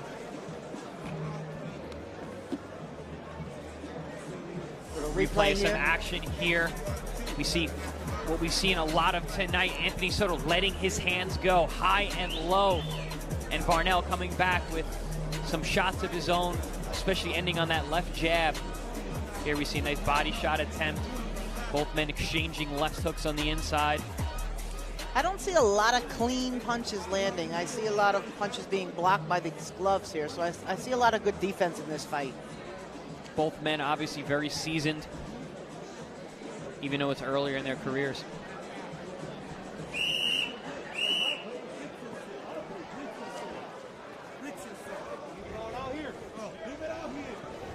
Coming up on the 4th and final round in this super lightweight contest between Anthony Soto and Isaiah Varnell.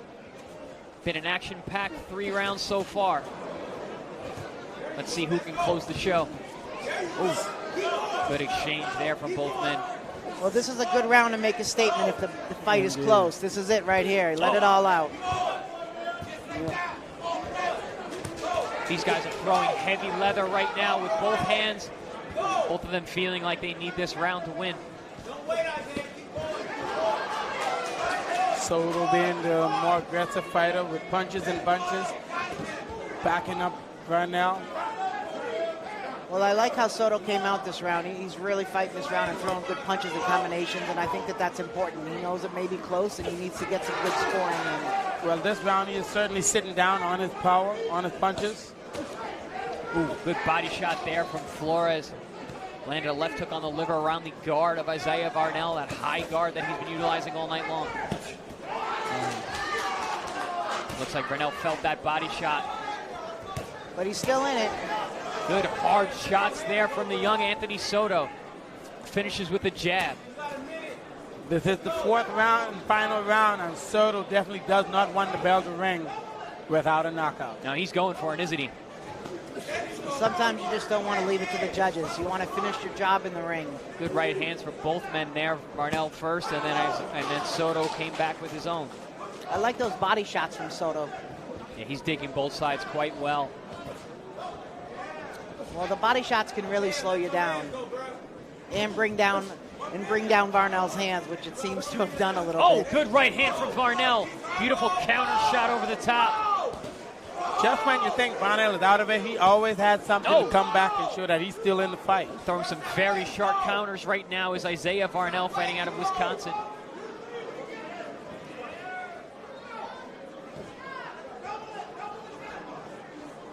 Oh, there it is again with that counter with the right hand from Varnell. Varnell having a good round here, especially in the second half.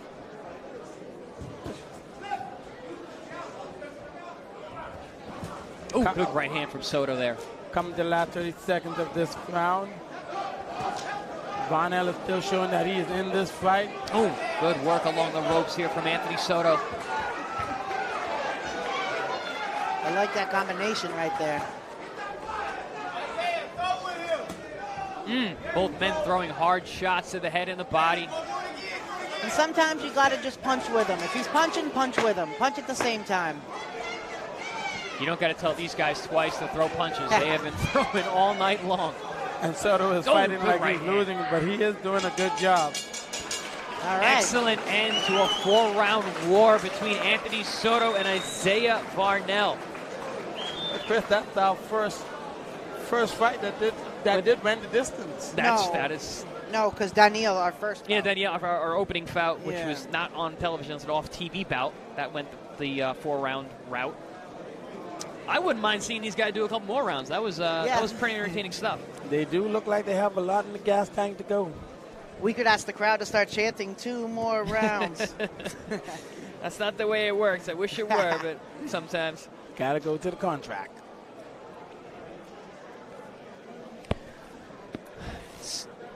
Anthony Soto was the man of combinations tonight in his fight against Isaiah Varnell. He was really letting his hands go, both hands, showing tremendous power, hand speed, and punch variation. But then you see Varnell never too far behind, firing nice combinations, landing good body shots, uppercuts of his own, was able to land in the middle of a lot of those shots with nice counter right hands. Was it enough in your scorecard, Toriano? Well, I have to give it, 4 and 4 for Soto. He did a great job, kept his hands up, he stayed there, gave the pressure. It's only one thing I'm concerned about is him having a slow start. Varnell did a good job in the early half of the first round, but Soto just kept on picking it up. His punch output increased. But hey, I got to give it to him. Soto did enough to win this fight in my book. I think we're going to hear what the official scorecards have to be in a moment. Both men coming to the center of the ring. Here we go.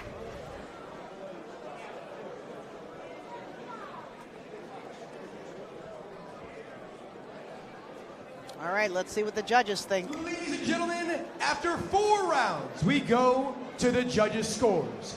All 3 judges ruled this fight 40-36. Your winner, via unanimous decision, in the blue corner, Anthony True Soto. Soto. Judges didn't have it as competitive as we did. They had it 4 rounds to none for the undefeated Anthony Soto. Either way, it was a very competitive and entertaining fight.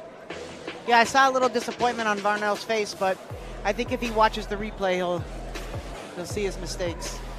Anthony, congratulations. Well done. You had a bit of a scrap in there. Isaiah Varnell brought some heat. Take us through the fight a little bit. Well, I knew he was going to kind of sit back. He wasn't too good on his feet, so I knew I had to bring the fight to him and stay on my toes and keep moving. I started getting tired, so that's why I started slowing down, give it a little more of a brawl, but I still knew I was hitting him more. I was missing his punches, blocking, and hitting him back. Well, I love the pressure, I love the speed, I love the ring generalship. But at the same time, Soto, I noticed that you started off a bit slow. Going into the fight, you're real slow, and then coming down, you picked it up a bit. Is it something to do with your warm-up? No, it's nothing to do with my warm-up. It's just coming out, I'm ready to feel the fighter at first. You know, I know what I want to do, but I want to feel him out because you never know what the fighter's actually going to come and bring into the ring. So I want to kind of feel them out a little, see if they're going a little harder or a little faster than what we saw in the videos or anything. So that's why I start off a little bit slow, a little bit reserved.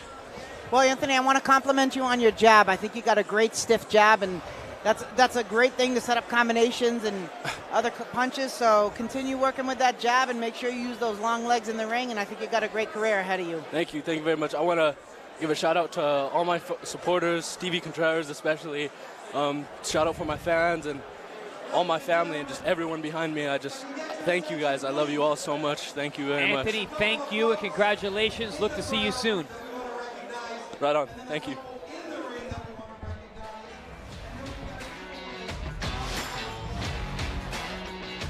Okay, great action there. Action fight between Anthony Soto and Isaiah Varnell, getting the unanimous decision win. Coming up next after the break, you don't want to miss this. Ivan Golub versus Luis Eduardo Flores. All action fight. Stay tuned.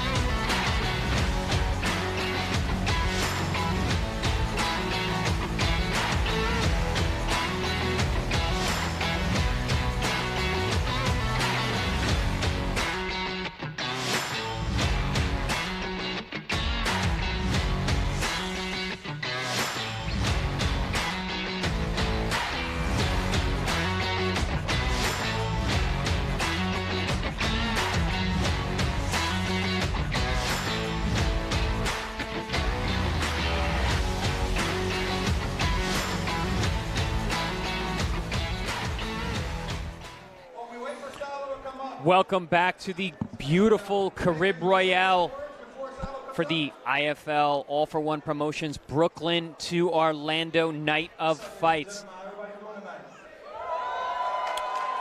It has been a tremendous night of action tonight. We've had almost all knockouts so far. It has been all-out war, great matchups, great knockouts. Let's take a look at some of the knockouts that we've seen tonight.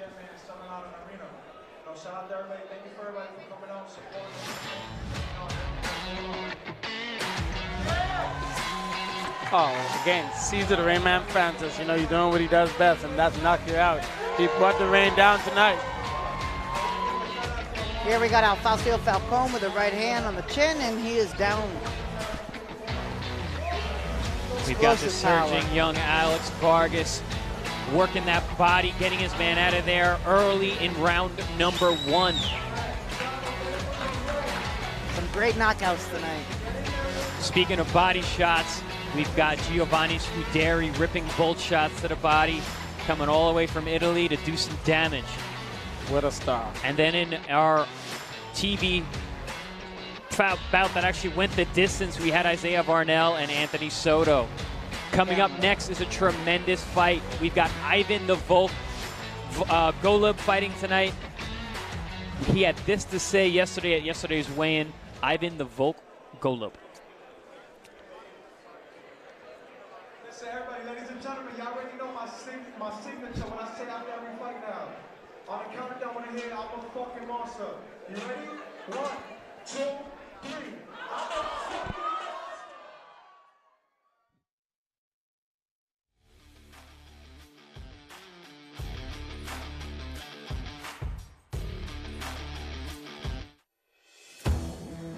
Colombian guys, 2 hands, 2 legs, and we will see ring more. I'm ready. I feel great. I'm done very great to training camp with my coach Gary Stark. I'm looking at a good fight and good fight skill. I'm trying to keep your long distance, big more punch and jab, working body size, and we'll see we'll do. I don't know KO, no KO, but I win.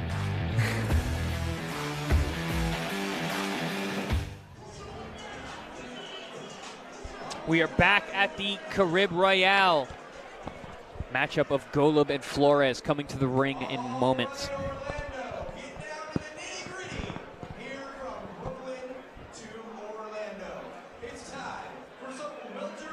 Well, I know Golub is here to win. He doesn't care if he gets a knockout or not, but he's here to win the fight, and we're looking at an Eastern European fighter with power in both hands, so it should be a good bout tonight. And again, this fight is a treat for the fans. You're going to see somebody who's very disciplined and dedicated.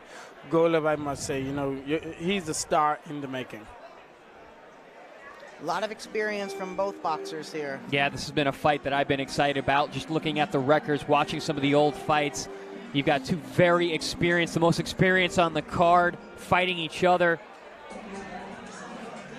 And Luis has got 25 wins, Flores, so he's got a good record. 25 wins is a significant amount. Oh, no, Dean.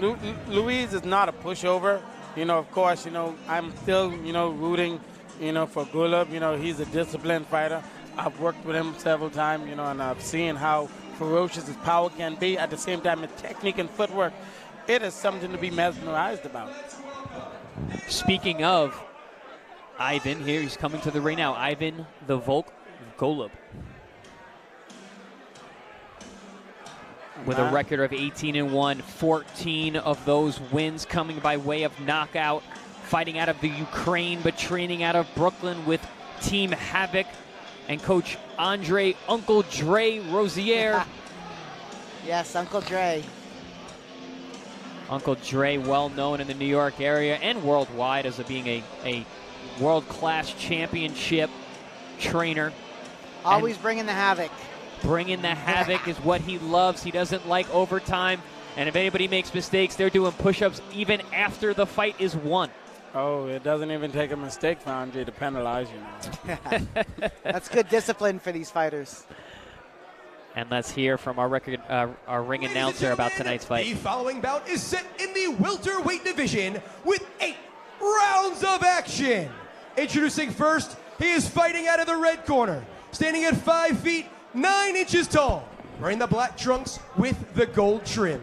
He weighed in at 150.4 pounds. He enters this fight with a record of 25 wins, 17 losses, 21 of those wins by way of knockout. He is fighting out of Mogongue, Colombia, by way of Puerto Libertador, Colombia. He is Luis Eduardo Flores.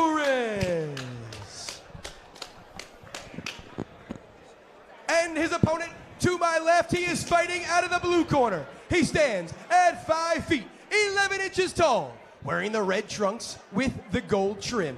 He weighed in at 149.6 pounds. He enters this fight with a record of 18 wins and 1 loss, 14 of those wins.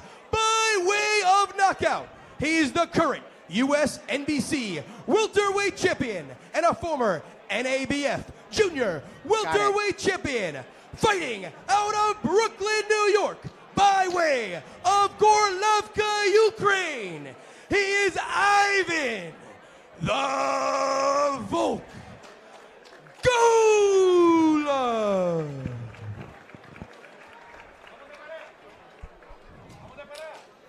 Great matchup between two very tough, experienced welterweights tonight. We have a scheduled for 8 rounds between these two. Touch the glove. Okay, corner. And The referee assigned to this bout, Massimo Montanini. we keep referring to the experience of Flores. 25 wins, 21 of those by way of knockout, 17 losses. Coming from Colombia, one of those guys who will take fights on short notice. So a lot of those losses are a little bit of a misnomer.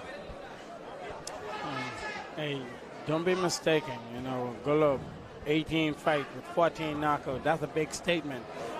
You can say that, hey, we expect a knockout out of this fight. Right off the bat, you can tell the experience of these two coming out a little more measured than some of the younger fighters that we've seen tonight. Ivan Golub in the red trunks, fighting at that southpaw stance. I like Golub already, using his jab, using his eyes, kind of figuring out what this guy can do, looking for a mistake to capitalize on. Yeah, both these guys very seasoned. Golub stalking his man, making that ring very small. Watch the defense of Golub. You know, he keeps his hands up real nice. You know, very difficult for you to get your punches off. Good body shot there from Golub, that right hook. And a nice hard, stiff, straight left hand down the middle of the guard of Flores. Ivan keeping his eyes on that prize, looking for something. He's really investing in the body shots early, is Ivan Golub. Flores, 25 wins. That is something that you don't take for granted. He does know how to win. Big looping overhand shot from Flores there. Golub used good defense and eyesight to be able to make that miss.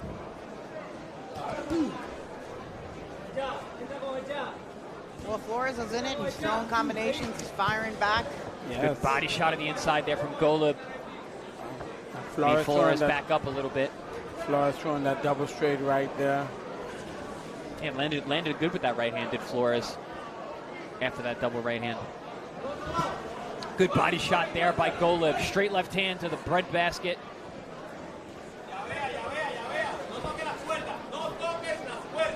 Great use of the southpaw jab from Ivan.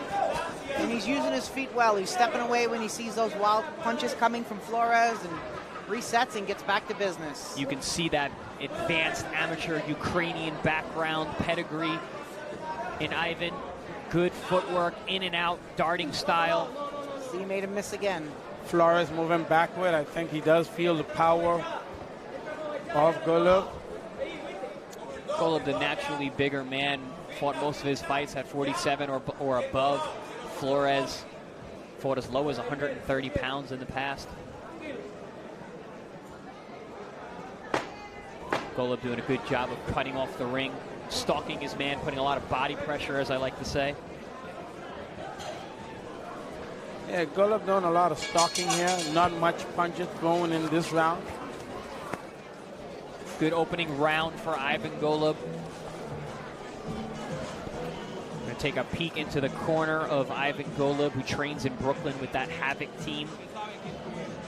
Yes, Andre Rozier, a great trainer to many champions. He's been around, he's strict, he's disciplined, he cares for his fighters, he's supportive, he's confident in their ability, and he always puts you in with someone that he knows you can handle, for sure. Well, no doubt. You know, Andre Rozier, he's a great coach, but of course, he does have a team of coaches with him. Yes. Don't forget Gary Stark. He's the man in front right there. You see with the bald head and the black shirt, that is Gary Stark. Trains many great fighters and champions himself. Had a great victory last weekend with Richard Comey out in Las Vegas. Big knockout win there on a top-ranked card. All right, round number 2. Here we go. Well, Golub definitely won that round. Golub comes out, utilizing that southpaw jab again. Stalking his man. Very methodical is Golub. And I see him closing the distance a little bit. I see him getting a little closer, getting a little more confident in his ability. He's got him in the corner. He should jump on him right now. Close of banging heads there, which is a pretty common occurrence when you have a southpaw orthodox matchup. You see both men rub their head there. Well, this is an 8-rounder, and I can understand why Golub is, taking the time, being patient. Oh, he has a dangerous man in front of him. He's got a guy with a lot of experience. He's got good power. Nice body shot there from Golub on the inside. And a right hand comes back from Flores. Got a good, quick right hand, does Flores. Oh, good body shot combination there. Puts Flores on the seat of his pants for knockdown number 1 of this 8-round contest. That looked like a little bit of a knockdown and a half a slip kind of combo together. Yeah, a little bit off-balance shot. You can see Golub was not too impressed and not too satisfied with that. Flores, you mean? No, well, actually Golub, when he knocked him down, he wanted to do something much more impressive. You can see that. Oh, good uppercut there on the inside from Golub, and a good body shot as well. Back to the jab is Golub. Golub doing a great job of not overthrowing his punches. You can see the experience that he brings to the ring. Ooh, good right hand there from Flores. I can hear the thudding shot. I'm right here at ringside. Golub is landing some powerful, hard shots. And Flores is right there taking them. Yeah, they both are. They both landed some big shots there. I like Golub's defense. He uses his eyes, makes him miss, makes him pay. Stays very calm, does Golub. Here he comes, roaring back. Big double left hand, right hook combination Good there. See, he landed that punch. He saw the return, and he just went right under it. Golub doing a great job mixing up the punches. Punch variation, beautiful body shot there, then brings it back upstairs for a straight left hand.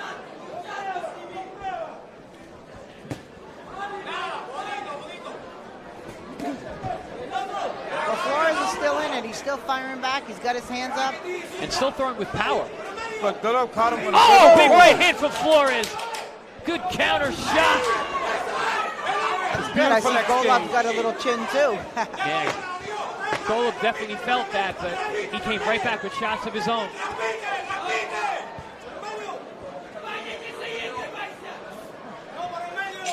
Little smile there from Golub as round. Good round. That's for the fans right there. Good stare down there to end round number 2. We have an excellent firefight starting amongst us here.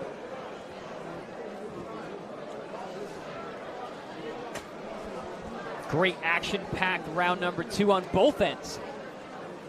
Very competitive round number 2. Here we see Flores winging some shots, and then But I mean, a little bit of a half slip and a knockdown. Yeah, a little bit. Together. Look at the shot, almost landed on his chest, and the feet got entangled somewhat. And you would see why Golub was so disappointed. He wanted to catch him with something cleaner. And then here's that Flores short, hard right hand down the middle that got the attention of Golub at the end of round number 2. But didn't slow him down. Flores is in this fight, no doubt. When you've got power, you're always in a fight. And Flores has shown that in the past. Let's see if he can keep it up, because we know Ivan Golub has a great conditioned gas tank. He can go round after round. Yes, he can. You know, Flores keeping his hands up high. That is a statement that you have to consider. You know, Flores realized that Golub does have some power. Both men trying to win the battle of the jabs here in the opening seconds of round number 3. Ooh, good right hand again from Flores down the middle. Catches the southpaw Golub on the nose. Good body shot answer from Golub. Good straight left hand to the body from Golub. He tried to come up top with a hook. It just missed, but the intention is there, and that's important. Golub with that check right hook just missed. Walks his man down. Good right hand hook there from Golub on the inside. Comes back with the left as well. really letting his hands go at this point. Golub punch output has picked up a whole lot this round. Oh, good right uppercut there from Golub. And that was a beautiful side step also. Just missed him with that straight left. What great vision Golub has. He keeps his eyes open, makes his man miss, and counters beautifully. You know, I'm just saying, you know, Flores is not making this an easy fight for Golub. Good body shots there on both sides from Ivan Golub. I like that Golub uses both of his hands. Good right hand from Flores as well. Flores' legs aren't looking too good right now, not sure. Oh, good straight left hand there. A little wobble in the legs from Flores. Some blood from the nose of Flores. Oh, good body shot there from Golub. Digging on the inside with both hands. Flores feeling the effect of those shots. Yes, he is. Golub may be looking for the knockout right now. He's coming forward. He's throwing his punches and combinations. Let's Flores see. is still ripping hard shots, though. Still dangerous. And Golub aware of it. I love how Golub stayed dedicated to the body. Oh, it's paying off big time now. Flores is looking pretty weak to the body right now. Very uncomfortable. Oh, the legs are looking very wobbly from Flores.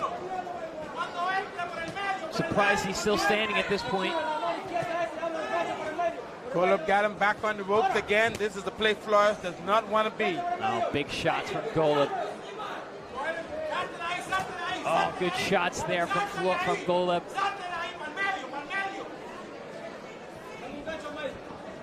Good movement by Golub, getting out of the way. Oh, man, the legs of Flores not looking good. Getting hit with some big shots on the inside here. Ooh, good right hook there. This was a great round for Golub. Very dominant, really asserted himself. I like those combinations that he threw. They were landing clean, hard, crisp punches. In boxing, you want your punches to be effective. And here we go with the replay. Effective is the name of the game for Ivan Golub tonight, mixing up his punches really well, ripping body shots on both sides, throwing straight left hands down the middle. Really started to affect Flores in that round. And Toriano, you alluded to the body shots that Golub had started in round number one seem to be paying off big dividends at this point going into round number four.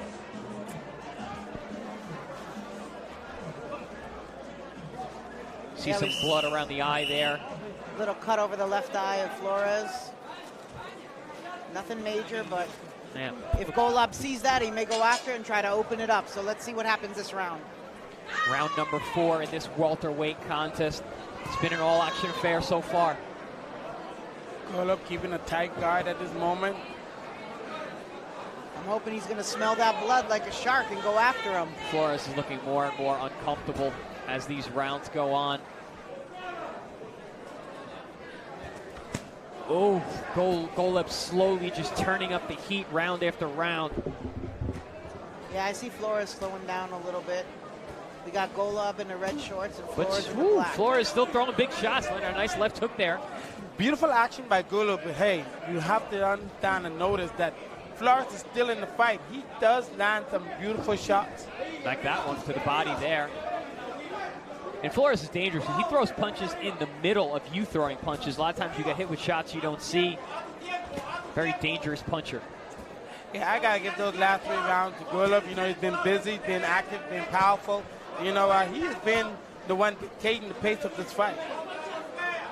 Yeah, competitive, but still pretty dominant for Ivan. Sonia, how do you have it scored so far? Have you been able to give a round to Flores yet? No, not a round yet. I think he's in the fight. I did give all 3 rounds to Golub, but you know, he's landed a few good clean shots, but not enough to win him the round yet. Yeah, I would have to agree with both of your scorecards. I think Ivan Golub has been turning up the pressure, building the heat. That was a right hand behind the head just now. Oh, man, these are some big shots from Golub on the inside, looping the shots around the guard of Flores. Oh, big right hook from Ivan Golub. Stuns Flores. Flores is one tough cookie, man. He has taken some big shots to the head and the body tonight. I think Flores is real hurt right now after that right hook. That pretty much came very close to the back of the head. Well, he's got him in the corner. Jump on him. Throw those combinations. Keep him in the corner. Oh, good dig to the body there from Golub. Golub is one who's not anxious to destroy his opponent. Golub doing a good job of staying on his man, walking him down, keeping him in between his feet. And still with good defense. What a well-schooled fighter we have here in Ivan Golub. Technically sound, good power, great defense, awesome balance, punch variation. Trying to get that left hand through. I know you heard Sonia just a moment ago said that, Golub have the opportunity to just jump on his opponent. That is something that Golub ought to really look into in his next couple fights. That could pay off very well if you do that. At the same time, it can cost you if you don't. Yeah, you can tell Ivan is used to long fights. He's a 10-round fighter, sees himself at the championship level. Good round for Ivan Golub after 4. Well, Flores being the more experienced fighter, he's showing us that he's in this fight and he can go some rounds. He's got a good record, over 40 bouts, and I think he's in this fight. It's just he's not winning the rounds, but he is in the fight. And his corner's doing a pretty good job. They stopped the cut, stopped the bleeding just a bit.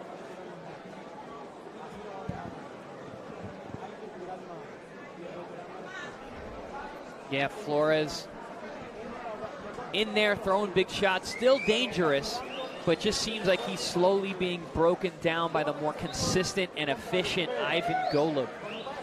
Ivan's keeping the pace. He hasn't done anything dramatic as of late, but he is keeping the pace what he had from the first round, even into this 4th round. Trying to seal that cut above Flores' eye. Looks pretty good. 25 fights with the same team, they must know what they're doing.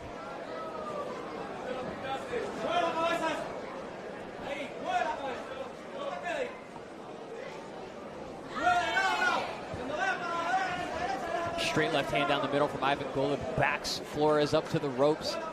We're in the 5th round now. Well, I gotta give it to you. I don't believe this fight is going to go past 6 rounds. Flores has really showed that he's a bit gassed. Yeah, and the legs tell a whole story of this fight. Flores' legs have been looking very weak the last 2 rounds. I love the head movement of Flores just now. He made Golub miss some very hard shots. I throw a little Mike Tyson in there, bobbing and weaving and throwing bombs. I think we might be seeing a going out on your shield type situation here from Flores. Well, again, you saw Flores just land a nice left hook. Again, we've been saying it from the beginning. Flores is still in this fight regardless of him losing the round. And he started actually coming forward and backing Golub up a little bit there. Oh, good combination. 3-punch combination there. And I like Golub's 1-2. He's got a good, strong 1-2. Oh, mixing up his punches, great. And defense, slides underneath the punches, in and out, keeping his hands on his man. Pawn at Lewis a little bit.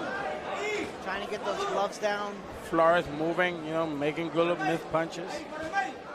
I like how Golub has been able to mix up the power. Sometimes he touches, sometimes he throws bombs. Now Golub he's throwing bombs. Wow, got Flores along the ropes. Out of the ring. Big shots. Golub picking up the pace. Good right hook, and down goes Flores. A right hook behind the ear drops Flores in round number 5. Flores gets up like, I'm good, let's go. Punches and bunches sure did the job just now. Mouthpiece out of the mouth of Flores. Momentarily have to go to the corner to get that wash and back in. That good fighting spirit from Flores is making this a good fight right here. Yeah, he got up like, let's go. He wants to get it back. Well, I'm really impressed with the way Golub is putting his punches together. His combinations are very nice and precise at the same. Let's see if Ivan can put the exclamation point on this fight. Close the show because he wants that knockout. Yeah, seal the deal. That's what it is. Oh, big left hand there from Golub. Has the legs all over the place of Flores. Comes more pressure along the ropes. Good head movement there from Flores. Dodges a lot of those bombs. It is something to consider whether the ref should continue to allow Flores to take some of the punishment. Even his corner should really consider, either you make your man pick up the pace or... Down goes Flores again from another right hook to the ear. Gets up immediately. Golub is busy. Throwing a lot of punches. That is an understatement of the night. Golub has been throwing looking at the corner bombs all night. Flores. All right, that's the end of round 5. I think a few more big shots, and this could be the end. Ivan Golub really pouring on the pressure. We're going to take a look at these knockdowns that we just saw in round number 5. Incredible pressure from Ivan Golub from start to finish.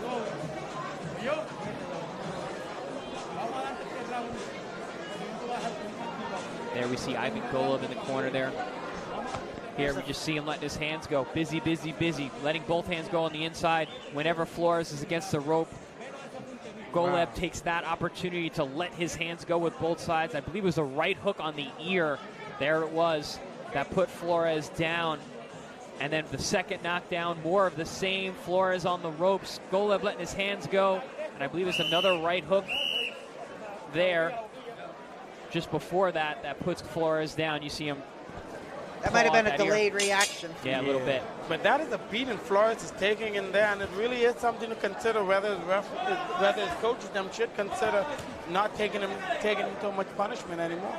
Yeah, I agree with you, Toriano. I don't see Flores throwing those big, hard shots like he was earlier. It just seems like his opportunity to pull this fight out of the fire are closing very quick. What you do see is those one-punch wonders, you know. Flores, you know, there are times that he is catching Golub, but I believe he's pretty much out on the ropes. I see some exhaustion from Flores at this point. I see him backing up. I see him not as aggressive. He's a tough guy, no question, but he has taken a hellacious amount of punishment tonight. You see him again pawing at that ear. Oh, good uppercut there from... He snuck that right in. That was a nice This is just the 6th round right now. And can Flores pick up the pace and save himself from such a beating? No, he's not going to do it while sitting on the ropes, that's for sure. Flores getting nice and low, trying to get underneath those shots. Wings a left hook of his own. I'm not liking Flores' punch output, and I do not like him wobbling. His legs look very, very weak at this moment. I feel like Flores is looking for that big opportunity to come back and throw a big hook and hopefully land it, but I'm not sure that's going to happen. But he's taking so much punishment along the way. Yeah. Referee should do something at this moment. Referee looking very closely at the action now, looking for an opportunity to step in if Flores does not throw him back. Big shots here from Golub on the inside. Oh, the legs are not looking very strong from Flores. A lot of punches from Golub, making it home. Flores super tough, taking shots. Golub working him like a heavy bag at this point. 1 minute, and that's it. That's over. I knew once he had him in the corner, that was going to be it. Flores alluding to his ear again, keeps pointing at it. Flores, a warrior. You know, he went in there and he did not just give up the fight, but at the same time, you know, I'm really wondering, what was his corner thinking? Well, they were thinking his man has power. He had landed some good shots earlier in the night. Maybe he could pull it out of the fire, but he took a hellacious beating up until that point. Take a look here at the end as Golub just pours on the pressure. Like I said, working Flores as if he was a heavy bag with both hands upstairs, downstairs. Referee. He said he had enough. That's enough. And I thought that was a good stoppage. Did you guys agree? Yeah, I agree. 100%. A lot of punishment up until that point, and Golub didn't really show any signs of slowing down. Yes, and I saw a little more fatigue from Flores.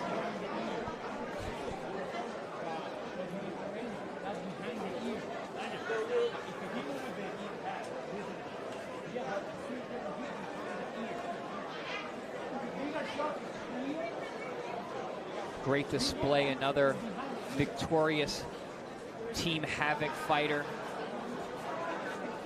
And this is Ivan the Golub.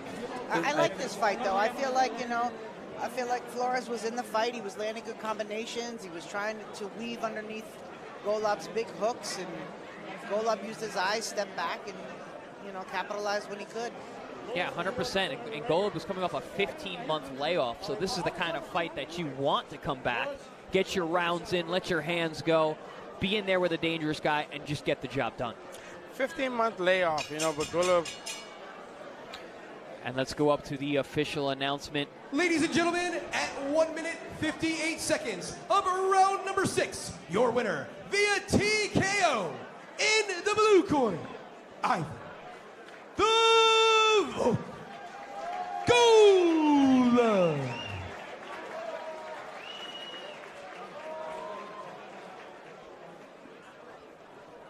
Great win from Ivan Golub, bringing his record to 19 wins with only 1 defeat, 15 wins by way of knockout. Stay tuned after the break. We've got a great matchup between Ramon Cardenas and Angel Antonio Contreras. Don't go anywhere.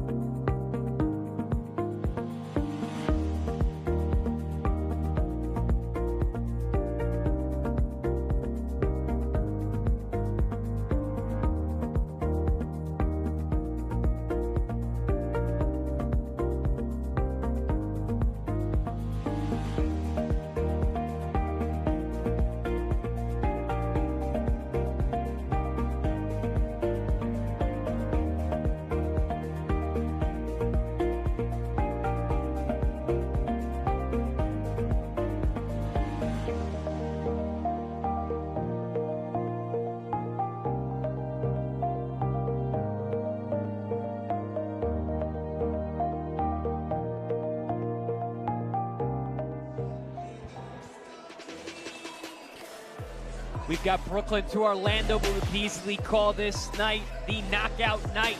Every fight has almost every fight has ended in knockouts tonight. We saw Cesar, the Rain Man Francis with his one-punch KO. Ofacio Falcon Jr. with the overhand right puts his man away in round number 2. Seeing him getting his hands raised there.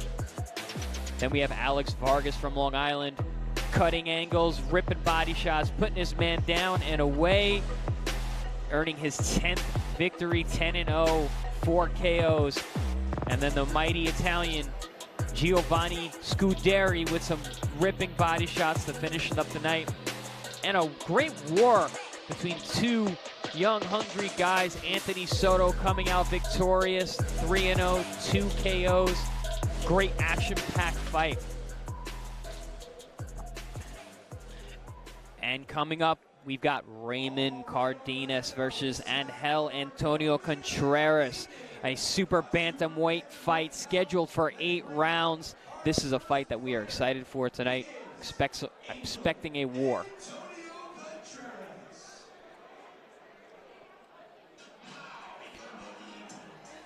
Coming to the ring first, Angel Antonio Contreras with a record of 10-3-1 in the red trunks.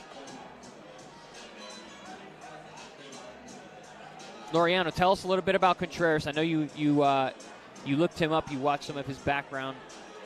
Oh, well, Contreras, I believe he's a terrific fighter. He's out for a big night tonight. Of course, you know what? It's not an easy bout for him. He's going up against a very tough Ramon. He has three losses, and 2 of those losses came by undefeated fighters. You know what? He's not here just to show up. He's here to show out. He is no slouch in the ring.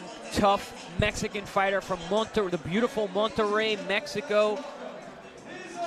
He has his hands full tonight, though, from Ramon Cardenas. And sometimes, El Dinamita. Sometimes losses can be wins, even though they're not a win. That's a great point, Sonia. You've always got to look past the numbers. Believe it or not, this is my favorite bout of the night. I'm expecting fireworks. Toriano just loves the brawlers, and these guys are here to show it. Toriano Johnson loves fireworks. He loves brawls. This is what he has made his career on. And you've been talking about this one all night long. Oh, yes. Oh, yes. That Mexican style is something. Oh, my God. It is exciting. Well, it's finally here. Cardenas Contreras, 8 rounds, super bantamweight. 2 Mexican warriors ready for battle. Ladies and gentlemen, the following is your One for All Promotions Brooklyn to Orlando co-main event of the evening, and it is for the vacant NABA US Super Bantamweight Championship, set with 8 rounds of action. Introducing first, he is fighting out of the blue corner, standing at 5 feet 6 inches tall. He weighed in at 122 pounds. He's wearing the white trunks and enters this bout with a record of 18 wins and 1 loss. 9 of those wins by way of knockout. He is fighting out of San Antonio, Texas. He is Ramon Dinamita Cardenas. And his opponent, to my right, fighting out of the red corner. He stands at 5 feet 7 inches tall, wearing the red trunks with the gold trim. He weighed in at 121.6 pounds. He enters this bout with a record of 10 wins, 3 losses, and 1 draw, and 6 of those wins by way of knockout. He is fighting out of Monterrey, Mexico. He is Angel Antonio Cachorro Contreras. All right, gentlemen. There is no 3 knockdown rule in this fight. Everybody understand that, all right? Trunks are both about right. Keep your blows here or above. Questions? Good luck, guys. The referee assigned to this bout, Frank Santor Jr. Raymond Cardenas and Angel Antonio Contreras, 2 tough Mexican warriors, scheduled for 8 rounds in the super bantamweight division. Here we go, round number 1. I have no horse in this fight, but indeed, this one is a well-balanced fight, an exciting one. Cardenas coming all the way from San Antonio, Texas, had a lot of trouble with his travel yesterday because of the unseasonable and strange cold front that has been hitting Texas. Yeah, we didn't know if this fight was going to happen. We were worried. We weren't able to see Cardenas weigh in yesterday because he got in so late. Didn't have a chance to interview him either. Contreras coming out, taking the center of the ring, coming forward, working behind a nice stiff jab, good body shots. Again, we have 2 very seasoned guys in the ring tonight. Going to see a different pace out of these guys than some of our earlier fights. Good jab there by Cardenas. Good hand speed there. You know, It's 18-1 versus 10-3-1, but we have a fight here. This is a competitive matchup. Contreras, like Toriano had said at the top of the show, 2 of his 3 losses were to undefeated fighters. We've watched some tape on him. He's very, very capable, and he comes to win. Oh, yes, and, you know, he's one of those fighters, you know, who knows how to... They're resilient. He'll find a way. At the same time, Ramon, you know, he has that style. Cardenas with a nice overhand right and a leaping left hook. That fell a little short there. Good head movement there from Cardenas on the inside. Both men landing jabs. Ooh, good timing on that overhand right from Cardenas. Ooh, a little bit of a wobble on the leg there of Contreras from overhand right from, ooh, answers right back with a combination on the inside. Well, Cardenas has a little bit more ring experience, but I'm not sure that's going to make a difference tonight because they both look pretty even to me. Like we said earlier, you got to look beyond the numbers sometimes. Contreras just had no easy touches along the way. So even though he has less fights, he has a lot of hard-fought experience. Good body shot there on the inside from Cardenas. I like the upper body rhythm from Cardenas. He's been able to slip punches on the inside very adeptly. Ooh, good hard body shot attempt there from Contreras.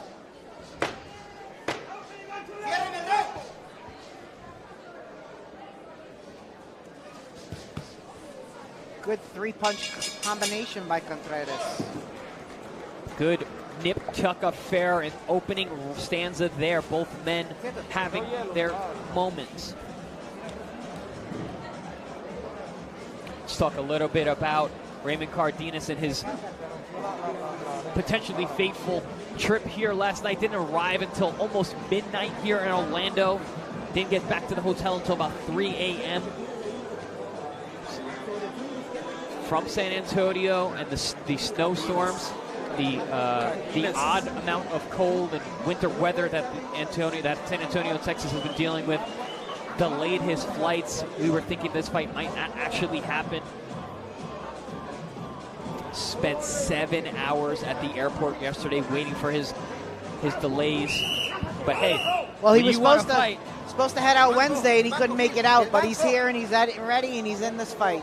Hey, but if you want to fight, you'll do whatever it takes to get here and get the fight in, and we have a fight.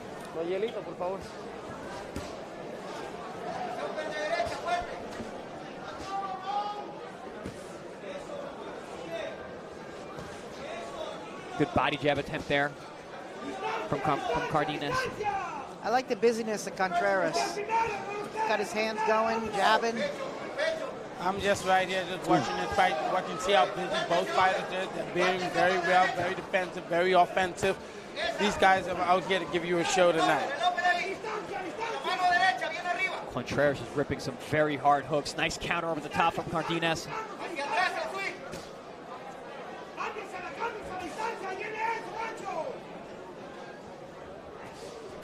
Ooh, beautiful overhand. You got to watch out for that Cardenas overhand right. Throws it really well as a counter. I don't like how Contreras is moving backwards. Ooh, exchanging rights there. Contreras has been using those looping right hands quite well so far, yes, to the head and to the body. It would be great to see him use that reach, that jab. Beautiful combination by Contreras. Well, so far for me, this round is going to Contreras. He's landed good combinations and clean punches. Very pretty stuff so far from Contreras in this round. Really letting his hands go. Ripping combination. Ooh, nice body shot from Cardenas. That was a soft one and a hard one. I like what I see from Ramon Cardenas, really picking his spots, throwing the power shots when he's ready and set like that. Oh, nice overhand right that landed well on Contreras. Ooh, good left hook there from Contreras.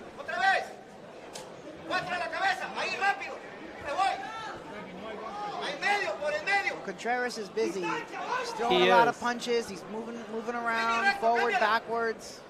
Keeping the range, letting his hands go. Contreras looks to have the size advantage as well. He's taller, longer, been able to push Cardenas back when he wants to. I wouldn't be surprised to see. I would not be surprised to see the speed of Cardenas just picked up later on in the round. Cardenas with a swing and a miss to the body, but a good attempt. Oh, good right hand there from Contreras. Good hard jab there from Cardenas. The last few seconds of this round, I gotta go with good body Contreras. shot there from Cardenas. I'd like to see Cardenas move forward a little bit more and try to get under those punches and land some clean punches himself. Well, it is hard to score this round as it was for the last round. Both fighters doing a terrific job. This is one of those fights. Ramon Cardenas in the blue corner. Cardenas has been showing some beautiful head movement, slipping, sliding, rolling. I mentioned that upper body rhythm, shoulder movement, been able to slip punches right in front of his man. Ooh, that was a very low blow there. That was a low blow. Here, there's that shoulder rhythm I'm talking about. He rolls his shoulders and then digs a vicious left hook to the liver. Contreras answers right back. Took that well. That was right on the money. Shows you how tough Contreras is, getting hit with a liver shot and coming right back.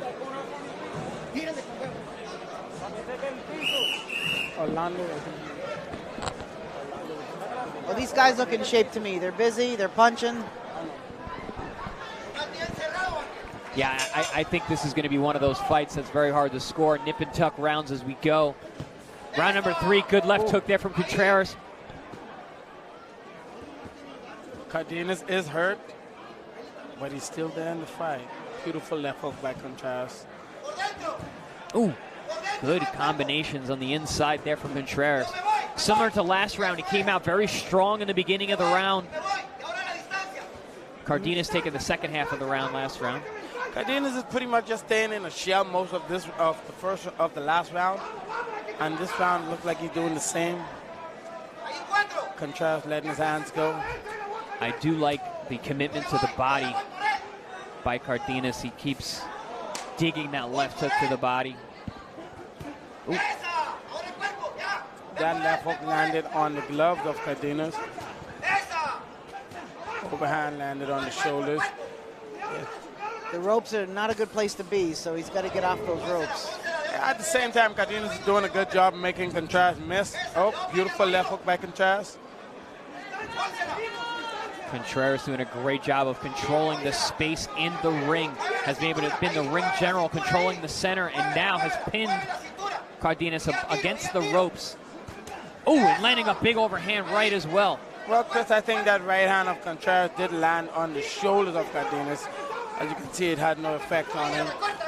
He's coming back. He has great shoulder defense. He's been able to roll with the shots quite well, has Cardenas. Oh, dig to the body. Good punch combination right there. Again, this fight is hard to judge for the past 2 rounds, even now in the 3rd round. Great ebbs and flows. Good shoulder roll defense from Cardenas again. Contreras with the combinations. Well, these are one of those fights that you want to watch without any noise from the crowd, with everything on mute. Yes. That's the kind of fight. That's how you score these kind of fights. No doubt it is a close fight and a very hard fight for the judges them to score.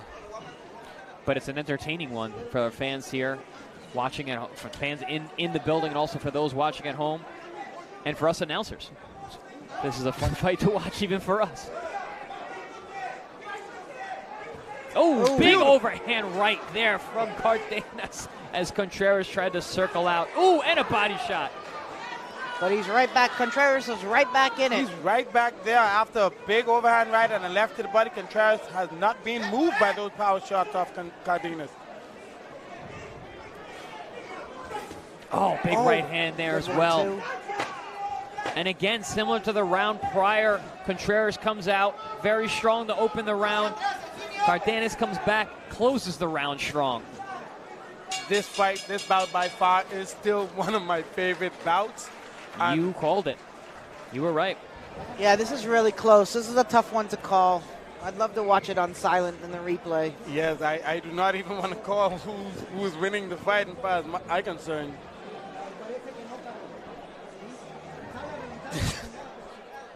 Here we see that beautiful overhand right from Cardenas when Contreras moved out to his left.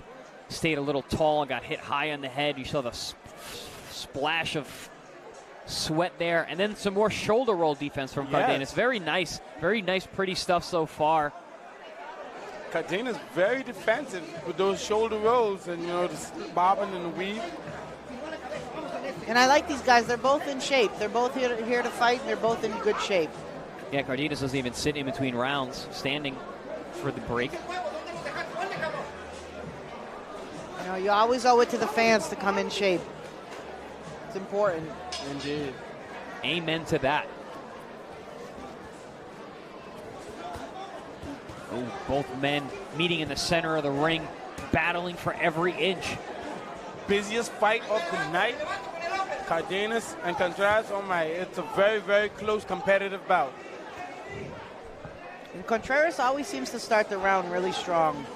First minute, he always is really busy. Yeah, busy is the word. He really throws his hands, lets both hands go. And Cardenas does a good job in closing it out. Yeah, Cardenas is I think he's a little classier in his execution. Good body shot there, which starts to show towards the end of the round as Contreras starts to slow just a touch.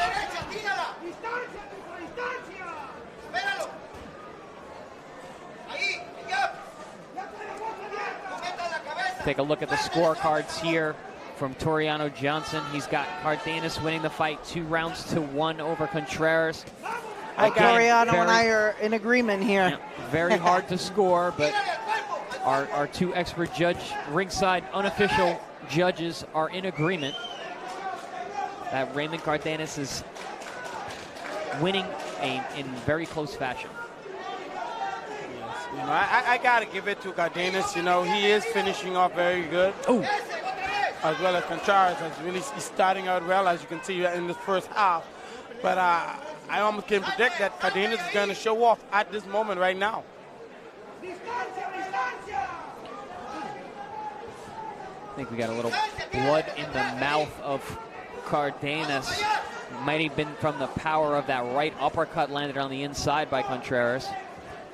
Well, Cardenas always seems to come on the second half of the round. That's where he turns it on and he comes forward, and he, not just with defense, but with offense. And he's been so consistent with digging those left hooks to the body, which may lead to why he's finishing these rounds so strong. Yes.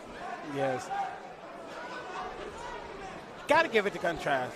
Cardenas, he may have started off slow early in the round, but he does finish this very well. Listen, sometimes finishing the round strong is more important than starting it strong, because that's what the judges remember. That's a great point, Sonia. For the people at home, these judges, you want to leave an exclamation point for them. What's the last thing you remember about the round? Indeed. And Cardenas has done that quite well so far, although he got hit with a big right hand there. Oh, good right hand. Good one, too. Oh, and again with the right hand over the top and a body shot. You know what I would think that would change the whole platform of this fight if each fighter decided to do it a different way, where who's going to start first and who's going to finish the best. Excellent round again. Action-packed fight. If you're at home, go call up your friends, tell them to tune in. I have a feeling these next couple rounds are going to be more fireworks. Here we see both men. There's that uppercut that I believe bloodied the mouth of Cardenas, but then he came back with the left hook to the liver himself. Landed some nice right hands over the top towards the end of the round, which that was not it, but I liked Cardenas that round. I think he started a little bit quicker than he has been, and he finished the round strong, and he's not just working on his defense, he's also working on his offense. Well, I don't think he started off faster this round than he did with any other round. I think both of them are doing the first half and the last half. Cardenas did what he did all of the rounds.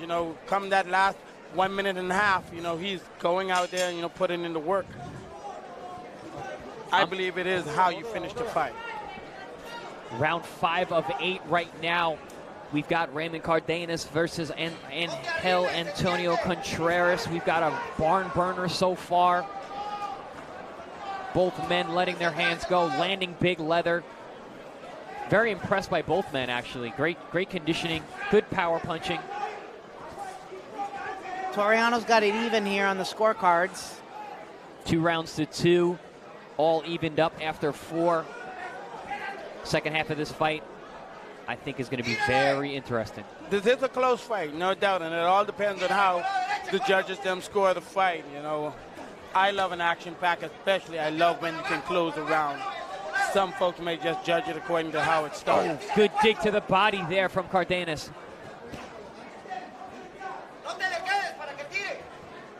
I'm almost certain that Cardenas is going to pick it up even more after the first. Good shoulder roll there and answer again.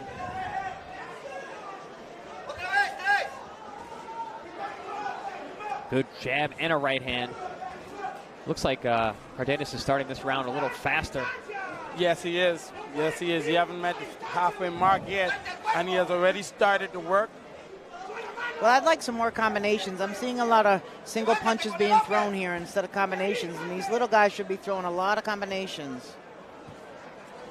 Cardenas is trying to set up for that counter right hand. I do like the shoulder roll and rhythm from Cardenas. He's been able to slip punches right in front of his man and counter efficiently right there. He must be a Mayweather fan with that shoulder roll. Yes, a Mexican Mayweather fan. That's a new one. Well, we have a Saul Canelo Alvarez who is much of a really good counter puncher. That's a great point there, Toriano. Canelo Alvarez, whose upper body rhythm and counter punching has so much improved in the last couple years, has become somewhat of a wizard when it comes to defense and countering. Hey, you have Cardenas picking up the pace once again, as he usually do. Oh, good closing out the round. I think those body shots might be slowing down Contreras a little bit. Well, I doubt that, Sonia. I believe it's Cardenas making Contreras miss so much. You know, the shoulder rolls, the bob and the weave. You know what? Cardenas is just making him miss. Well, Contreras is still on his way back, still backing up. Good dig to the body there from Cardenas. That left hook to the liver has been a staple weapon for him tonight.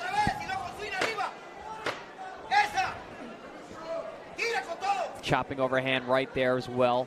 Cardenas again. Oh, beautiful left hook to the body. Very good round for Cardenas. Ramon Cardenas.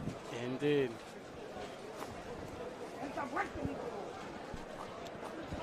All right, that was an exciting round from both fighters there. Some good body shots being landed. Well, Sonia, you noted that the pace of the fight changed. Speaking of body shots, we've got a little highlight of some of these body shots here. Oh, or not. There's that dig to the body from Cardenas, which has been a weapon he's been utilizing all night. You saw Contreras take a breath in and move back quickly. And I think you both have alluded to the fact that maybe that's why we're seeing a little bit of a slower second half of the rounds from Contreras as those body shots start to add up. Well, that mouth is open instead of biting down. You got to bite down on that mouth guard when those body shots start coming in. But you know what can exhaust you even more is the punches that you throw and you miss. Those are very exciting. Oh, good opening from Contreras. Again, comes out with a 3-punch combination and a body shot. As usual. To open round number 6. Oh, Contreras with a big overhand left hook. But I like Ramon so far. He's busy. Cardenas, he's busy right away with this round.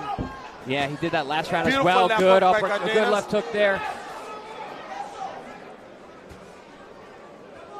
Guys, if you're interested in the fight, this is the fight to watch. These guys are busy. It's almost like Cardenas is shaking off that late flight that he had, because he's really been picking up these last 2 rounds in the second half of the fight. Ooh, good double right hand there, left one to the body. Contreras is not throwing as much punches as he did in the first 2 rounds. Yeah, Cardenas is looking a lot more comfortable at this point, offensively and defensively. He is landing at will. And I like how Cardenas will throw a little soft one to get him down there and then rip the second one. I think that's a good strategy. His defense is beautiful. He's working, letting his offense and defense just show off tonight. Oh, good shots there from Cardenas as Contreras is on the retreat here in round number 6. This now, the second half of this round. Again, expecting Ramon to pick up the pace. But no, it looked like Contreras' turn this time. Yeah, Contreras is being a lot less effective, although we just landed a good right hand there. It looked like Contreras was trying to take control of the second half, later half of the second half. But unable to. Cardenas doing a good job of controlling the space in the ring, staying in the center, walking his man down, using good defense and awesome body shots, especially the left hook to the liver.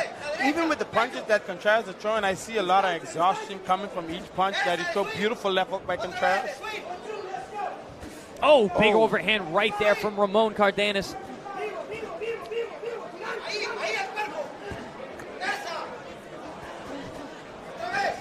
If Ramon can use that jab and keep... good body shot. Ramon can use that jab and get on the inside of Contreras. It can help him out a whole lot to end this fight, but at the same time, he's doing a good job making Contreras miss. Oh, good. They exchange right hands there. Both men a little bit off the mark. Ramon is really warmed up now. He's really throwing his combinations, landing clean punches. Yeah, there's been a shift these last 2 rounds, especially in this round. The confidence is growing in the young man. The 18-1 Ramon Cardenas from San Antonio, Texas.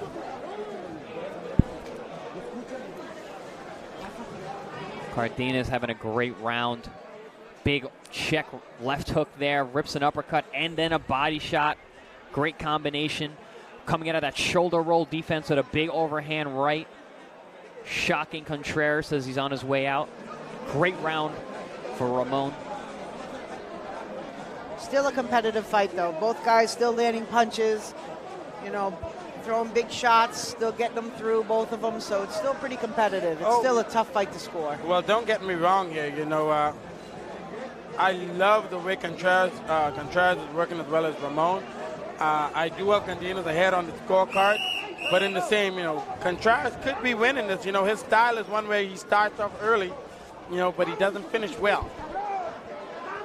The judges may be looking at it a different way than I do. All right, round 7 of 8. Here we go.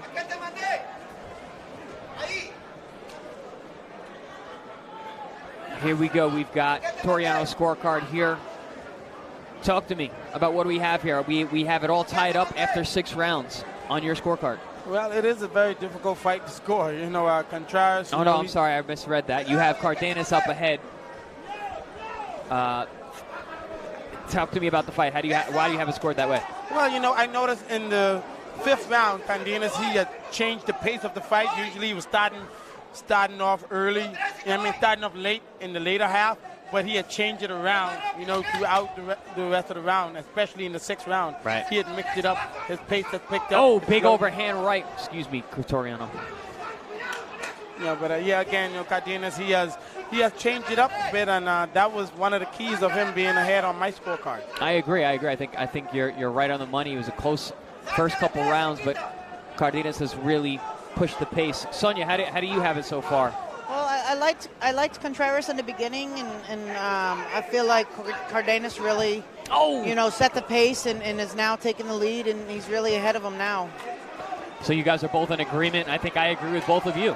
You guys are here for a reason. You're very good at what you do. This is a fantastic fight. Great matchup.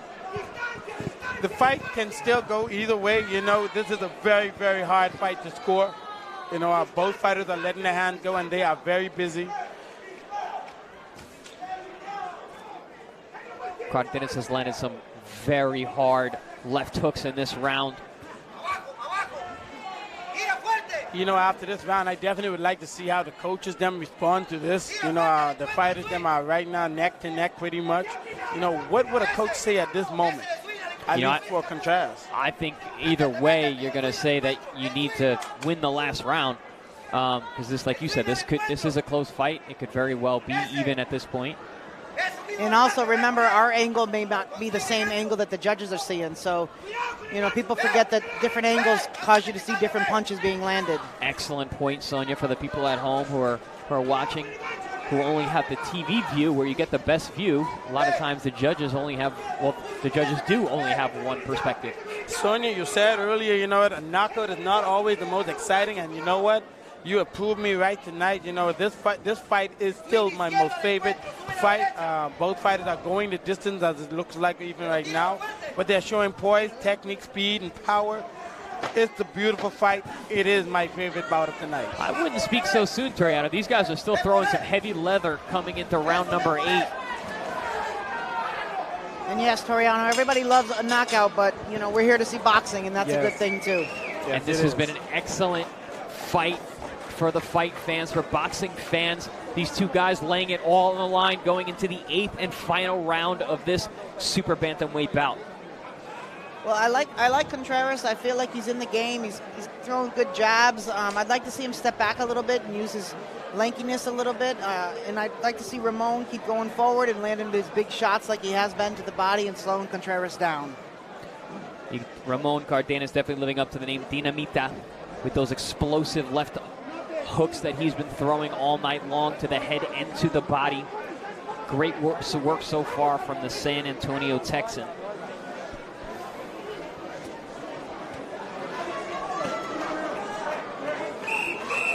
Well, right now, Contreras has done a great job early on in the bout. I can't say much for the latter part, but if Contreras can pick up the pace, use his jab, keep Cardenas off, and keep him off of balance, I believe he can steal the fight. This round is the deciding factor in my book. Well, it's the 8th and final round of action coming up. Cardenas and Contreras been in a war tonight, bringing the fans of the Carib Royale in Orlando, Florida, all they can handle. Royal Havoc. We are wreaking Royal Havoc here. There's been havoc in between these ropes tonight, that is for sure. And these super bantamweights are giving us a great show.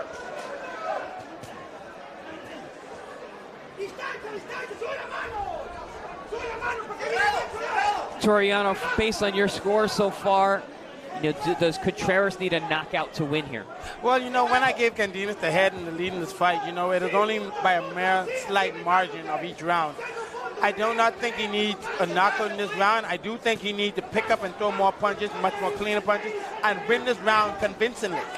Sonia, and you on your scorecard, how do you have it? How do you see Contreras trying to pull this win out? I think he needs a knockout to win. I feel like the last few rounds he fell behind on the scorecards and Cardenas took the lead, and I feel like right now Cardenas has the upper hand and he's going to coast through to the finals here. Here we see Cardenas letting his hands go on the inside, throwing big bombs with both hands, flashing that flashy defense that he has been all night long. Really feeling himself in the second half of this fight. Well, now we're closing into this half of this round and the end of this fight. It looks like it will go to the end of the round. And look, Contreras isn't as crisp and clean as he was in the beginning. His punches aren't landing with as much effect as they did in the beginning. And not as busy either. In the first couple of rounds, he was really letting his hands go. Well, Contreras, speak of the devil. We must know that Cardenas is pretty hard to hit. Yeah, and Cardenas makes his shots effective. He punches with reason behind his. Good job by Cardenas there, getting himself off the ropes, switching his position, getting his man on the ropes, see if he can capitalize from that position. Good body shot there. They are digging to the basement at this moment. You can hear Cardenas, he's just yelling and screaming. Big swings there from Contreras, looking a little tired at this point. All right, we got 30 seconds left in this one. Let's see what's going to happen. I believe they're just going to wing for it at this moment. Mouth is wide open from Contreras. A dangerous moment even for Cardenas. Contreras' mouth is wide open. I'm wondering if he has an injury to the jaw. Or he's out of breath. Big shots here to close round number 8. Tremendous action fight from beginning to end. That was a good 8 rounds for the fans there. That was for the fans. Listen, if you came to watch a fight, you definitely got it tonight from these two fighters. Oh my, you know, Ramon and Alex Angel, they have done such a tremendous job tonight. Win, lose, or draw, I would like to see either one of these guys again. No doubt, no doubt. Excellent 8-round contest. These two super bantamweights. I'm going to look back over some of the action. Great action, back and forth. We're seeing these guys could have fought in a phone booth at times. Tremendous punches from both men, combinations from Contreras, but I believe the power punches came more from the Cardenas corner. Ripping those body shots, especially that left hook to the head and to the body. Flashes of great defense and shoulder rolls. I like this fight. It started off a little bit, you know, I thought it was going to be, you know, as exciting as Toriano thought it was going to be. And Toriano, you and I really agreed on the scorecards, and I didn't think that was going to happen, but it looks like you and I are on the same page, so that's pretty cool. We spoke about how hard this fight was to score, but you guys are in agreement pretty much across the board, so that's good to see. You guys know boxing. Well, the deciding factor of this fight, you know, both fighters came out, they performed well, but I believe it's Cardenas who went in there and he mixed it up. You know, he changed the pace. He started off, you know, late in the rounds, and then he changed it around. After the 5th round, he started to do a little bit early, then he eased up, and then at the end of it, he definitely went all out. You know, he did seem to show his class as the fight went on in the second half of the bout, which is what you want to see in a young fighter, young contender like we have with Ramon Cardenas. Closing the rounds, he did a great job, and I got to get hats off to him.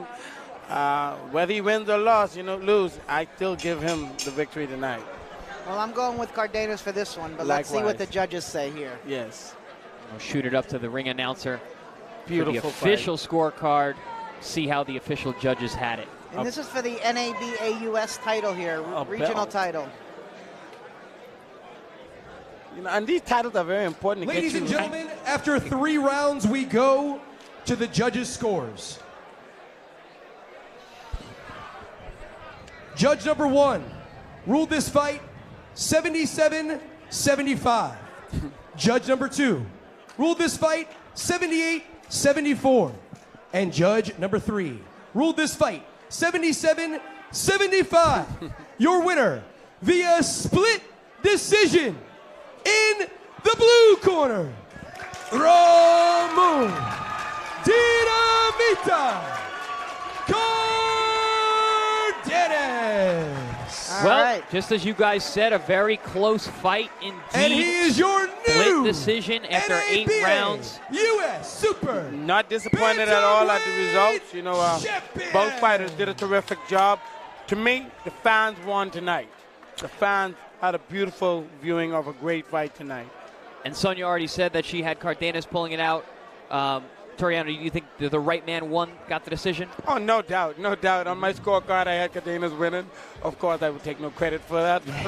It was an exciting fight. Contreras, he could have won it also, you know. But I believe the key factor, as I stated earlier, you know, Cardenas, he changed the tempo of the fight. He controlled it, you know. In the first half, you know, he started off late, but at the end of the round, he finished him really, really strong, and that's the key factor. Yeah, and I think Ramon Cardenas, he earned that NABA title. You know, it's an 8-round regional title, and he earned it, and it's his to keep, and he doesn't have to defend it.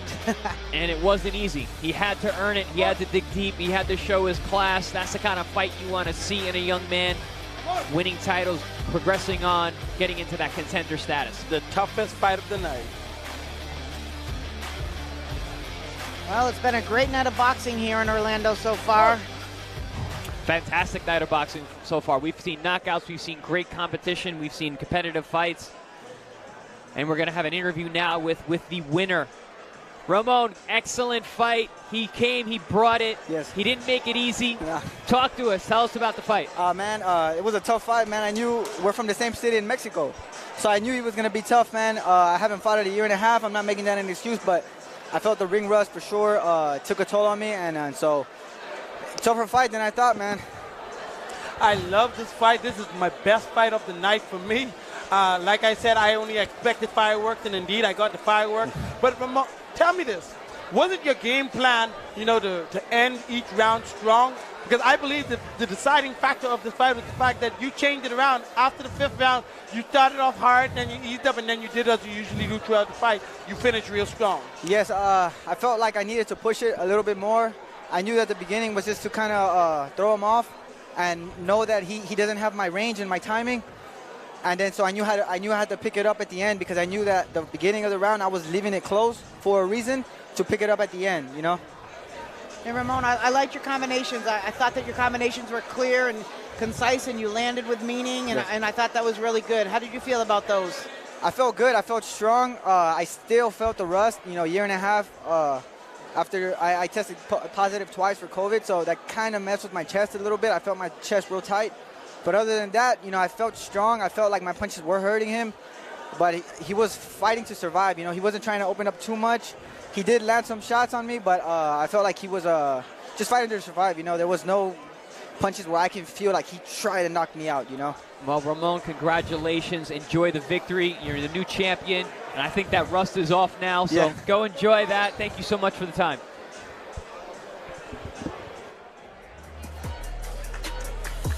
And our winner and new champion,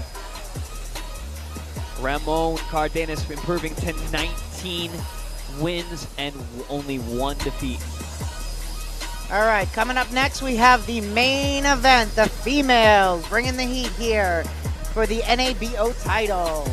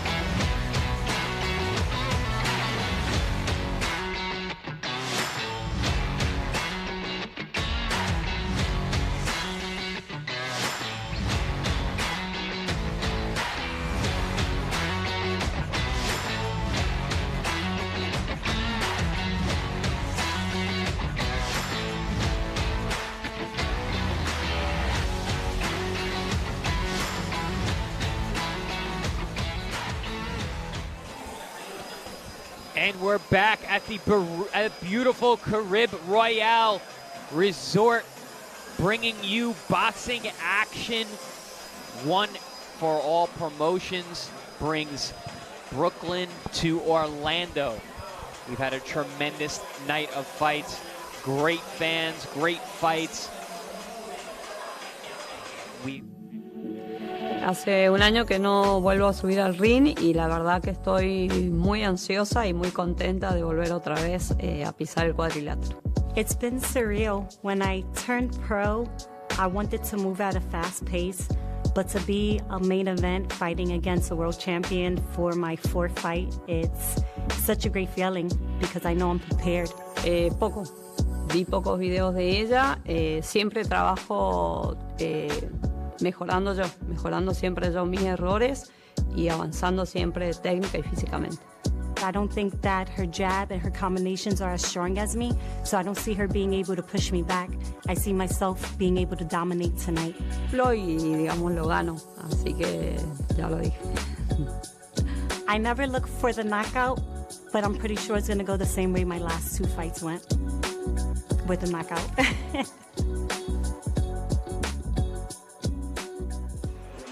And here we are, the last fight of the night, the fight we've all been waiting for, the main event. Women's super bantamweight fight scheduled for 8 rounds. Melissa Odessa Parker versus Cecilia Roman. This is a great matchup. Both ladies are getting ready to come to the ring.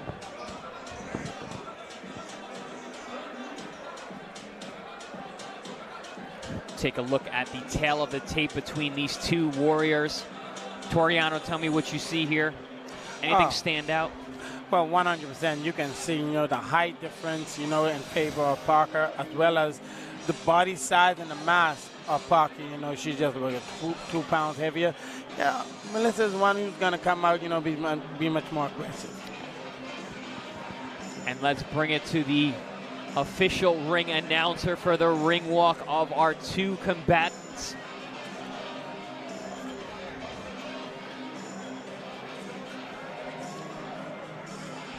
Well, what I see coming up for this fight is experience versus grit.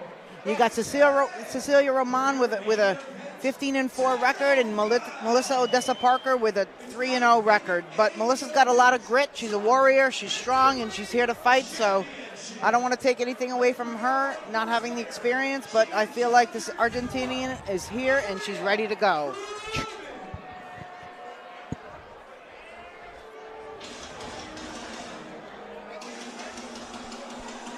And here we have Cecilia Roman, the Argentinian fighting out of San Juan, 9-year pro,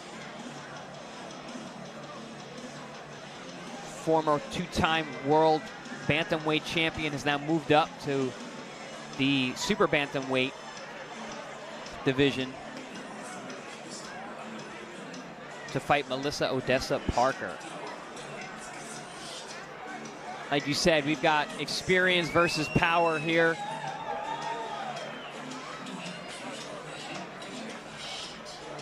But Cecilia's here. She is ready to go. She said she's been training hard, and she looked to be in tremendous shape at the weigh-ins yesterday, ready for a fight. We've got 8 rounds scheduled tonight. Both ladies very talented. Of course, Melissa being very powerful. But oh my, Cecilia, she is one that you got to keep your eyes on. Though that, she has been around for quite a while, that is something that you have to be concerned about. La Bella Bestia, Melissa Odessa Parker. Yes, the beautiful beast. The beautiful beast on the way to the ring. Looking beautiful as ever, but don't let that fool you. She has knockout power in those hands. She's shown that her last 2 fights, scoring first round vicious KOs. And Melissa's been around. Her and I were amateur, in the early 2000s when I first started boxing. So she's been around. She's got some good experience. She's, won the nationals. She's a champion, as an amateur. So I feel like this is going to be a close match and a really good fight for the fans here. And the females, we always leave it in the ring. Well, I know. And to the ring announcer for the official. Gentlemen, live from the Carib Royale Resort in Orlando, Florida, in association with MTK, Global Boxing, Snack Nutrition, Havoc, Athletics and Enterprises, ISI, and everyone watching worldwide on IFL TV. Get ready. It's main event time. This bout will be set in the super bantamweight division with 8 rounds of action. Introducing first, she is fighting out of the blue corner. She stands at 5 feet, 4 inches tall, wearing the gold trunks with the white trim. She weighed in at 121.2 pounds. She enters this fight with a record of 3 wins and 0 losses. 2 of those wins by way of knockout. She is the NABF Super Bantamweight Champion, fighting out of Spring, Texas, by way of Brooklyn, New York. She is Melissa La Bella Bestia Odessa Parker.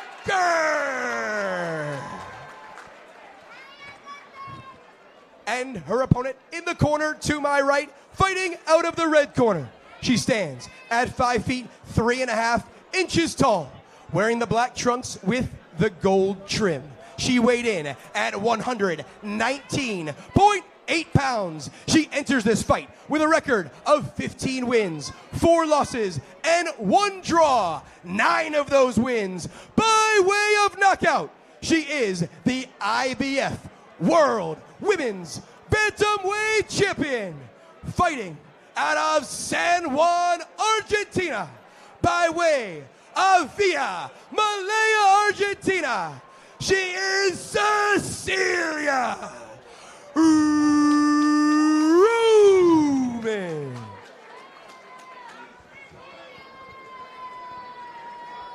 And here we go, main event time. This is the fight we've all been waiting for. Hello, guys. 8 rounds of action. Respect ready the for rules us. and we respect each Moments other. away. This is professional Chris, you boxing. stated that this is the fight that you're most anticipated to watch. Back at the corner. Thank you. Yes, absolutely. This is the fight that I've been waiting Their for. free all sign night his belt, long. Massimo Montanini. I see already Melissa has a little bit of a height advantage on Cecilia. Let's see if that makes a difference, though. Yeah, I think Melissa is the naturally bigger of the two. This is Cecilia's moving up to this division. All right. Melissa stands out in the southpaw stance. Wasting no time, coming right at her opponent with the jab and the straight left hand down the middle. Rounds are 2 minutes in the women's contest, so take note of that at home. 2 minutes of action. Melissa starting off early, trying to take control of this bout. Ooh, good hard overhand left from Melissa. I like that Melissa's busy early right here in the first round. Cecilia seems like she does respect Melissa's power pretty early. Man, Melissa has heavy hands. You can see it. She really believes in that left hand. Good straight right hand there from Roman. Well, Melissa's always been a big puncher. She's always known for her power. Good uppercut there on the inside from Melissa.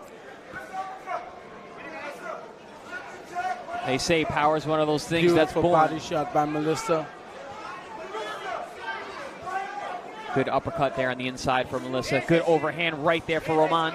And you can see this experience from Roman is just picking up even as we go now early in this round. You know, those quick, sharp inside shots, just like that left hook just now. Body shots beautiful from Melissa. combination. Body shots from Melissa. Hooks upstairs from Roman. I don't see Roman's punches really affecting Melissa right now. She's just staying right there and throwing her own punches. Yeah, Melissa looks very big, very strong in there. Good body work. Ooh, and a left hook upstairs from Roman answers. Roman is answering back. She is still in this fight. That's that experience. You see her answering right back whenever she does get touched by Melissa Odessa Parker. You know, Melissa being a very clever fighter, you will see her lead with that straight left as she did just now. Good body shot there from Melissa. Good action opening round.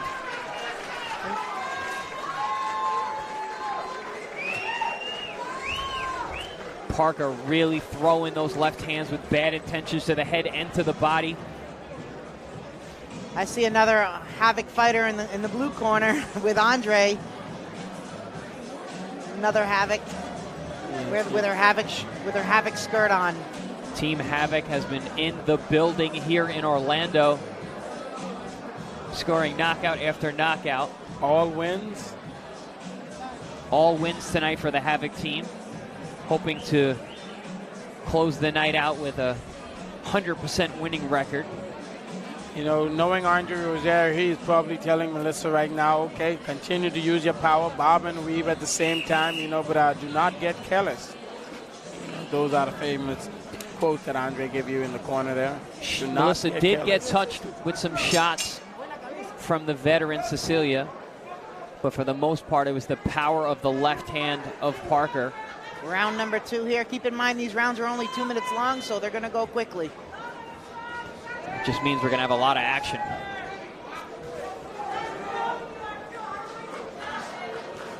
Ooh, good jab there from Cecilia.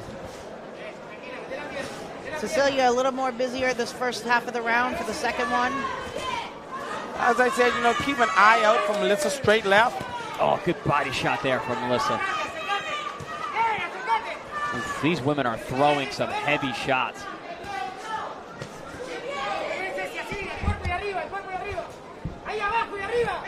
A little work on the inside there from both fighters.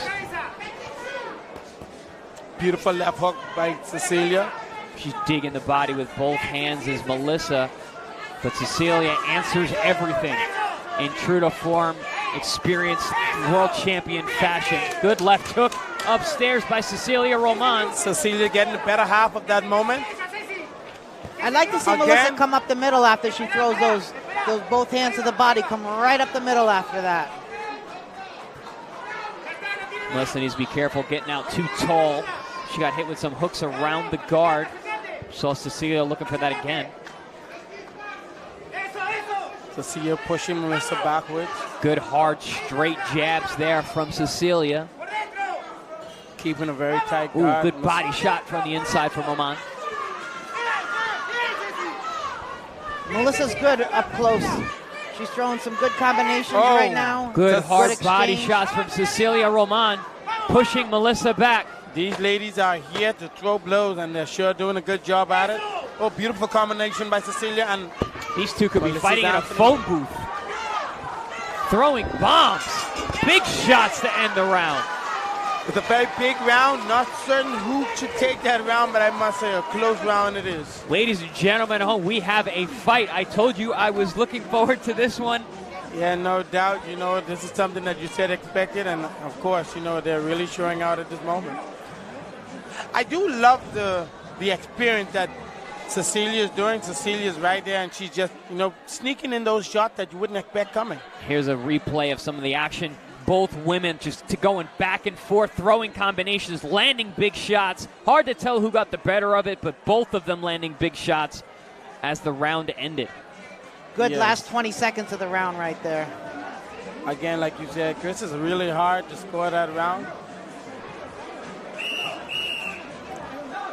I got to give credit to the experience of Cecilia. It was very impressive. Well, she seems to be coming on. The first round, she was a little slower, and I like that second round much better.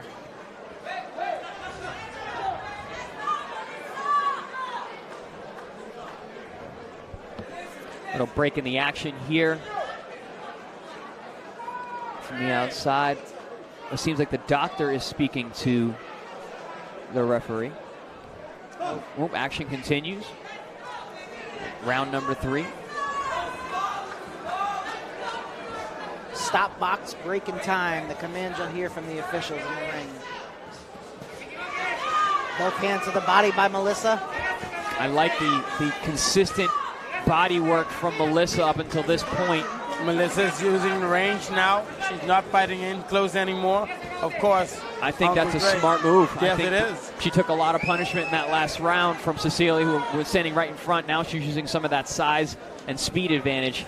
And I like her little short steps. Those little short steps are making openings. And with only 3 fights, Melissa's already learned how to, adjust, throughout the fight. She was fighting inside all the time, throwing heavy bombs. Now she's using the boxing movement that Andre Rozier teaches back at the gym. We've seen the power from Melissa in the past, but Melissa showing the seasoning of a pro with way more experience than just 3 fights. But Cecilia is again closing the gap. And that amateur pedigree makes a difference, especially for the women. Especially for the women, right? Like you said, Sonia. Similar to our last big fight. right left hook there from Cecilia. Cecilia is picking up in the ending part of each round, Again, that could show the experience that Cecilia has over Melissa. Cecilia wants to fight on the inside. She's just pushing forward, staying close, phone booth style, digging body shots. keeping her guards up tight. Oh, big right hook there from Cecilia. I think Cecilia's doing a great job inside. Melissa needs to get back out there.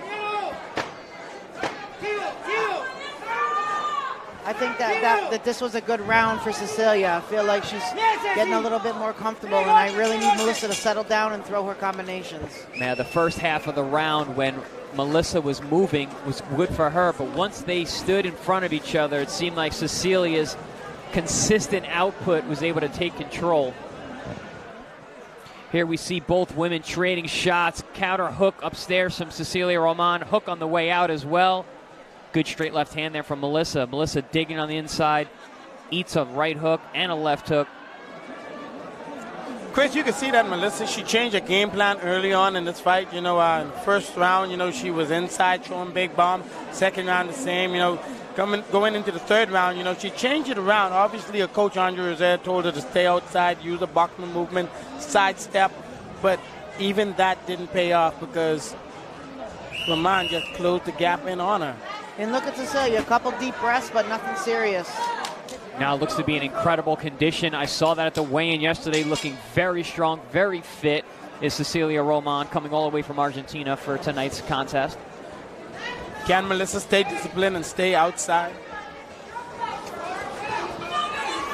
I love when she cuts the combinations and then circles out, does Melissa. See, Melissa's better on the outside than she is on the inside with this girl, so she should try to keep her at bay. Keep that jab sticking in her face and keep her at bay. You know, she's the taller fighter. She's got to use her height. Cecilia's, again, closing the gap, fighting close. That's somewhere that Melissa does not need to be. She needs to get back out there, sidestep, and use that jab. Both women digging body shots on both sides, but I believe it's the double left hooks from Cecilia Roman that are winning the day at this point.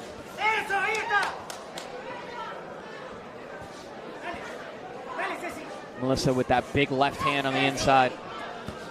You know, you can tell a fighter to do a lot inside the corner, but at the same time, you don't know how that fighter big feels. combination there from Cecilia Roman. Melissa's getting in those uppercuts, though. Oh, Melissa's doing a great job, but Cecilia's definitely, you know, making a pay for fighting inside. Melissa needs to get back outside, use that jab, sidestep, and get away. You know, Melissa seems to be the harder of the two in terms of their punching, but Roman seems to take the punches better. Well, Roman does keep her hands up pretty tight. You know, the punches, she's not feeling full effect. Oh, big shots upstairs.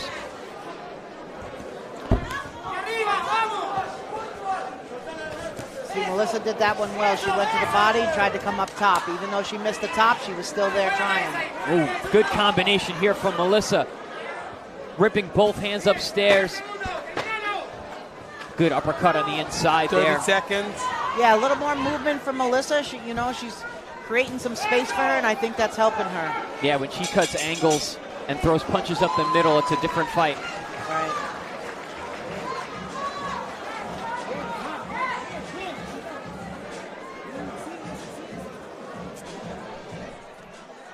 Here we see some big shots there from Cecilia Roman. Both the right hook, left hook upstairs.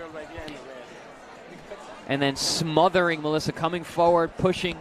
That left hook has been a great weapon for her. She doubles it up head and body. Followed by the right hook and then left hook again. Yeah, both girls were pretty effective that round, landing some good punches and combinations. Yes, you know, but at the same time, you know, it's amazing to see the experience of Roman just going there, Cecilia just going in there, you know, and letting the hand do, but being, you know, throwing those inside shots. Mm-hmm. Very short, very hard. Closing the gap on Melissa, you know.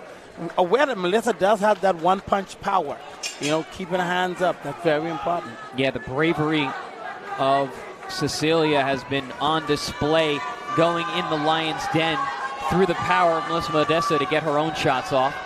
We're moving into round number 5 right now. Melissa starting off again, looking beautiful early on in the round. Can she keep this up? These women are fitting 3 minutes worth of action into 2-minute rounds going into round number 5.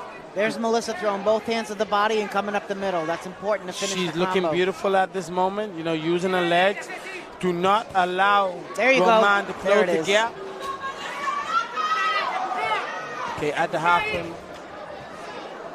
She's doing a good job, is Melissa, circling, using angles, cutting shots up the middle,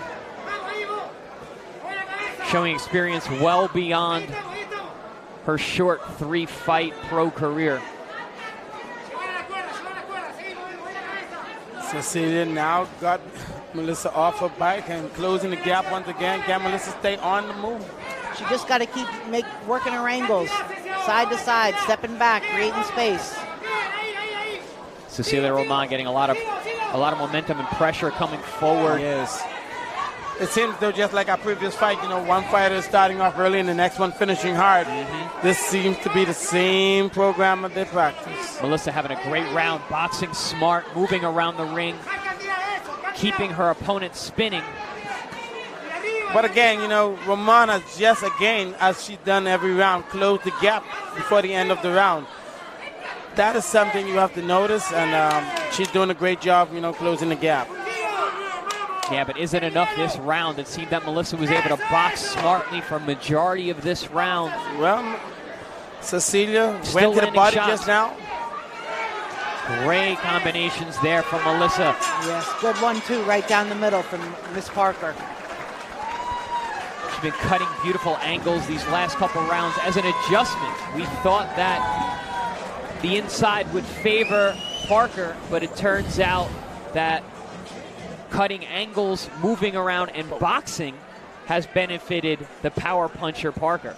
Well, when you're the shorter fighter and you're coming forward and you have somebody moving around on you, you're not as easy to counter back. So, you know, she's using her angles very well and moving around and creating space. And I feel like Melissa is performing better when she has that space between her and Cecilia. Really showing that she can switch it up in there mid-fight, which is what makes a champion.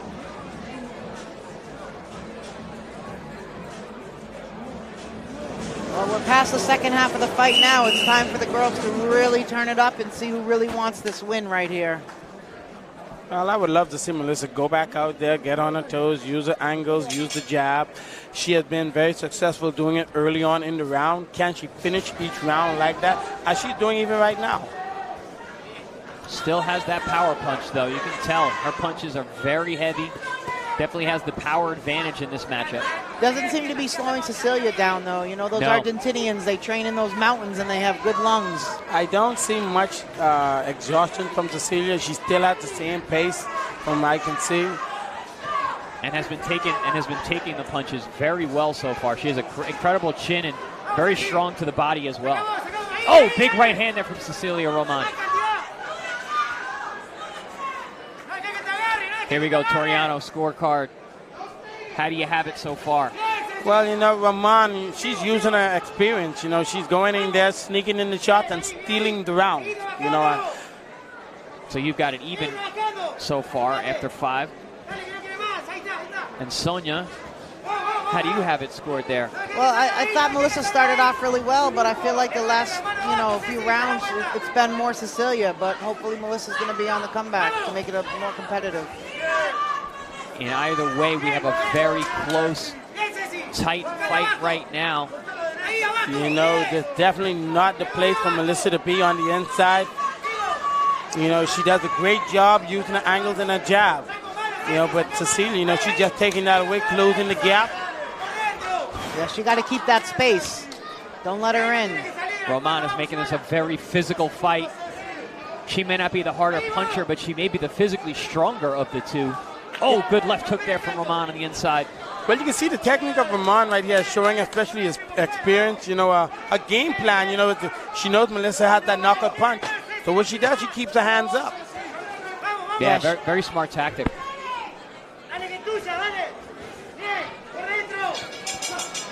Melissa threw those last 2 body shots as she strolls over to a corner. I feel like Ramon is just, really good at going forward and keeping her hands up and not letting Melissa get those big punches in. And she's really making it difficult for Melissa to land those big shots. And I feel like that could be a little bit frustrating for Melissa. Here we see a big right hand there from Cecilia.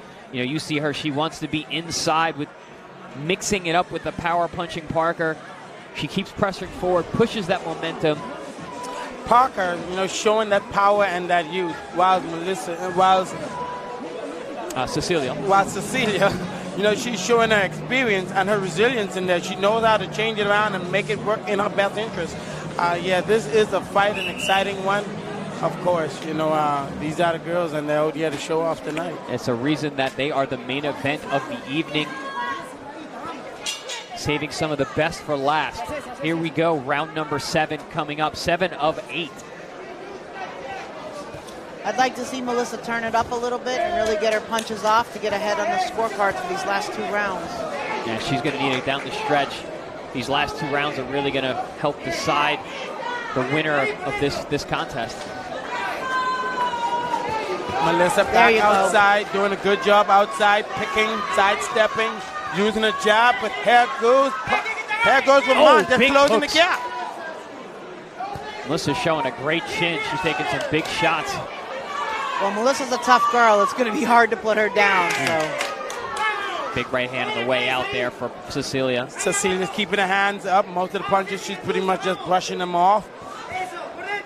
As the same with Melissa just now. Both of them working the body. Cecilia has been letting those hands go on the inside to the body quite well the last few rounds. Melissa, with those 3 fights, you know, 2 of them came by knockout. You know, being the pressure fighter and the bigger puncher and the bigger opponent, you know, I believe that right here can tell you exactly how she fights. She's not used to moving backwards and moving around. Yeah. Cecilia's making it difficult for her. I feel like she's not giving her a lot of space to get her punches off. No, she's smothering the power. She's going in forward, so Melissa can't get full extension on her shots. The game plan of Cecilia is working very well. Oh, there you go. Melissa just came with a good straight left. Both hands to the body by Melissa. Sonia, I would like to see Melissa step outside and throw her combination, use a straight left. Stay away, keep the distance, get the range. I agree, and especially I feel like Cecilia's moving forward, looking at the ground. So you work your angles. Yes, you know, even a nice little uppercut up inside there would be nice. But Cecilia, again, just showing her resilience and her experience. Cecilia seems to be much more comfortable on the inside in this kind of back and forth, tick for tack kind of exchanges. Here we see the pressure from Cecilia Roman coming forward, the angles and power punching from Melissa Odessa Parker. Digging body shots are both ladies, but it's the big wide hooks. Well, it also depends, you know, what are the judges scoring? Are they scoring body shots or are they scoring head shots? You know, that's going to make a big difference in this fight. You're right about that, Sonia. You're right about that, Sonia, because, again, you know, it all depends on how a judge calls the fight. As in the last fight, you know, one fighter started off early and the next one started off late. Likewise with this fight here, but at the same, you know what, body shot, do they count in this fight? That's going to be the tell-all at the end of the round here with our That's up to the judges. Final round coming up. Yes. I do believe it is going to come down to this final round, the 8th. Can Cecilia continue? Can Cecilia do what she's been doing throughout the fight, just closing the gap on Melissa? I expect fireworks in this round. I think this is a very close fight still. Going into the final round, Toriano, how do you have it scored? You know, Ramon has been very successful throughout the fight, you know, but at the same time, Melissa, you know, she's just using her skills and her power. This round, though the score is in favor of Ramon. And then Sonia's scorecard, how do you have it there, champ? Well, I'm looking at, you know, Melissa, I feel like she's been landing some good double punch combinations to the body, and I feel like, you know, she's come on a little stronger in the end, so I'm actually in disagreement with my friend Toriano here. No, none taken. Well, either way, on both your scorecards, this 8th round is extremely important to decide who's going to be the winner. I do believe so. Look at these two going to the final half. We're in the final half at this moment. Less than a minute of action left in this bout. They are not stopping. They've been throwing the entire time. Oh, big shots upstairs from Roman. And Melissa, and both these girls, they know they got to leave it all in the ring. Don't leave anything in the tank. Down to the last 30 seconds here. I'm impressed with Melissa Parker digging deep, throwing both hands to the body. Forced to fight in the inside. Forced to push the pace. Tremendous display from these ladies. Got about 15 seconds left in this tonight. Both of them tonight are in a war, and I mean a war it is. Good body shot there from Parker on the inside. Digging both hands. I like the body work from Parker. But Cecilia ripping hooks upstairs as well. Not a one-sided fight. Not a one-sided fight by no chance. What a war. That was a good one. What a war.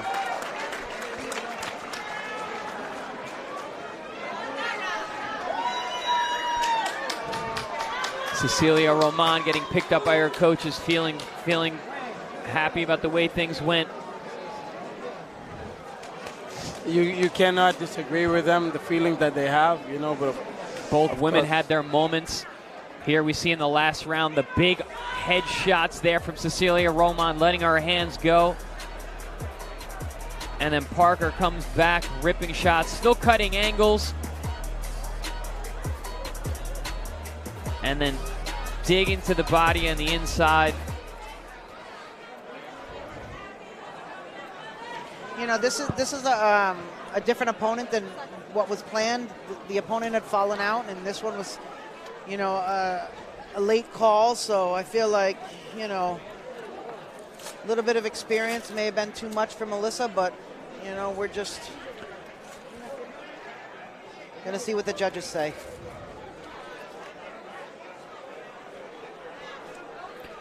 Big step up for Melissa Odessa Parker. Was it too soon? And I'll be honest, sometimes, you know, look, losses don't always matter. You know, it's experience in the ring, and it's making you a better fighter. And sometimes you learn more when you lose than when you win.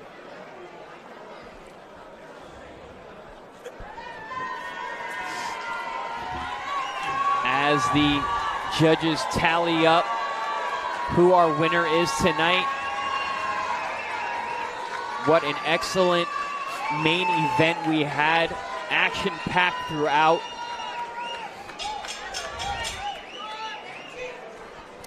Well, let's see what the judges say here.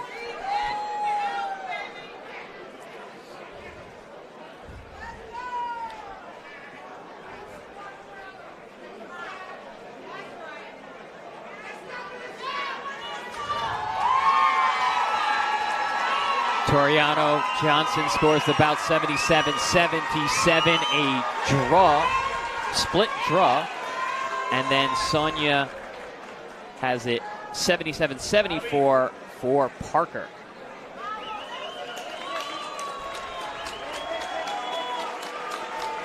That was a great main event for all of us here at the Carriega in Orlando.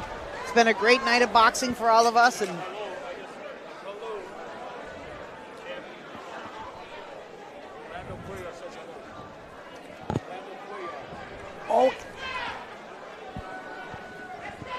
Ladies and gentlemen, after after 8 rounds we go to the judges' scores. Judge Tina Griffith ruled this fight 80-72 in favor of Melissa Parker.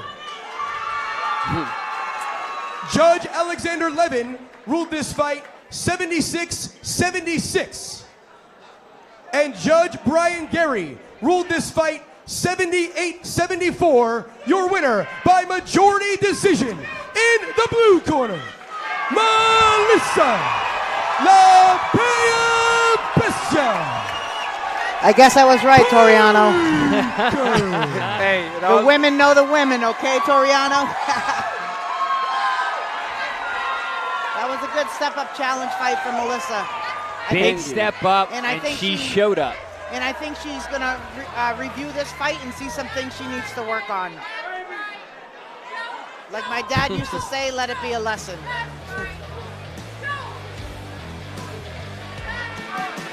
We're going to have a few moments to speak to our winner, Melissa Parker.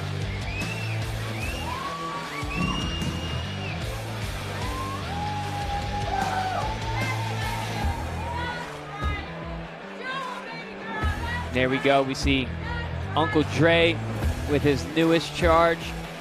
Melissa Odessa Parker. Well, they've actually been together for a long time. He was her coach in the amateurs, too. Well, into his professional charge, I should say. Yeah, later in her career, exactly. Melissa, a star in the making she is. La Bella Bestia, Yes, the beautiful beast. Exactly. Flashes smiles and flashes hooks.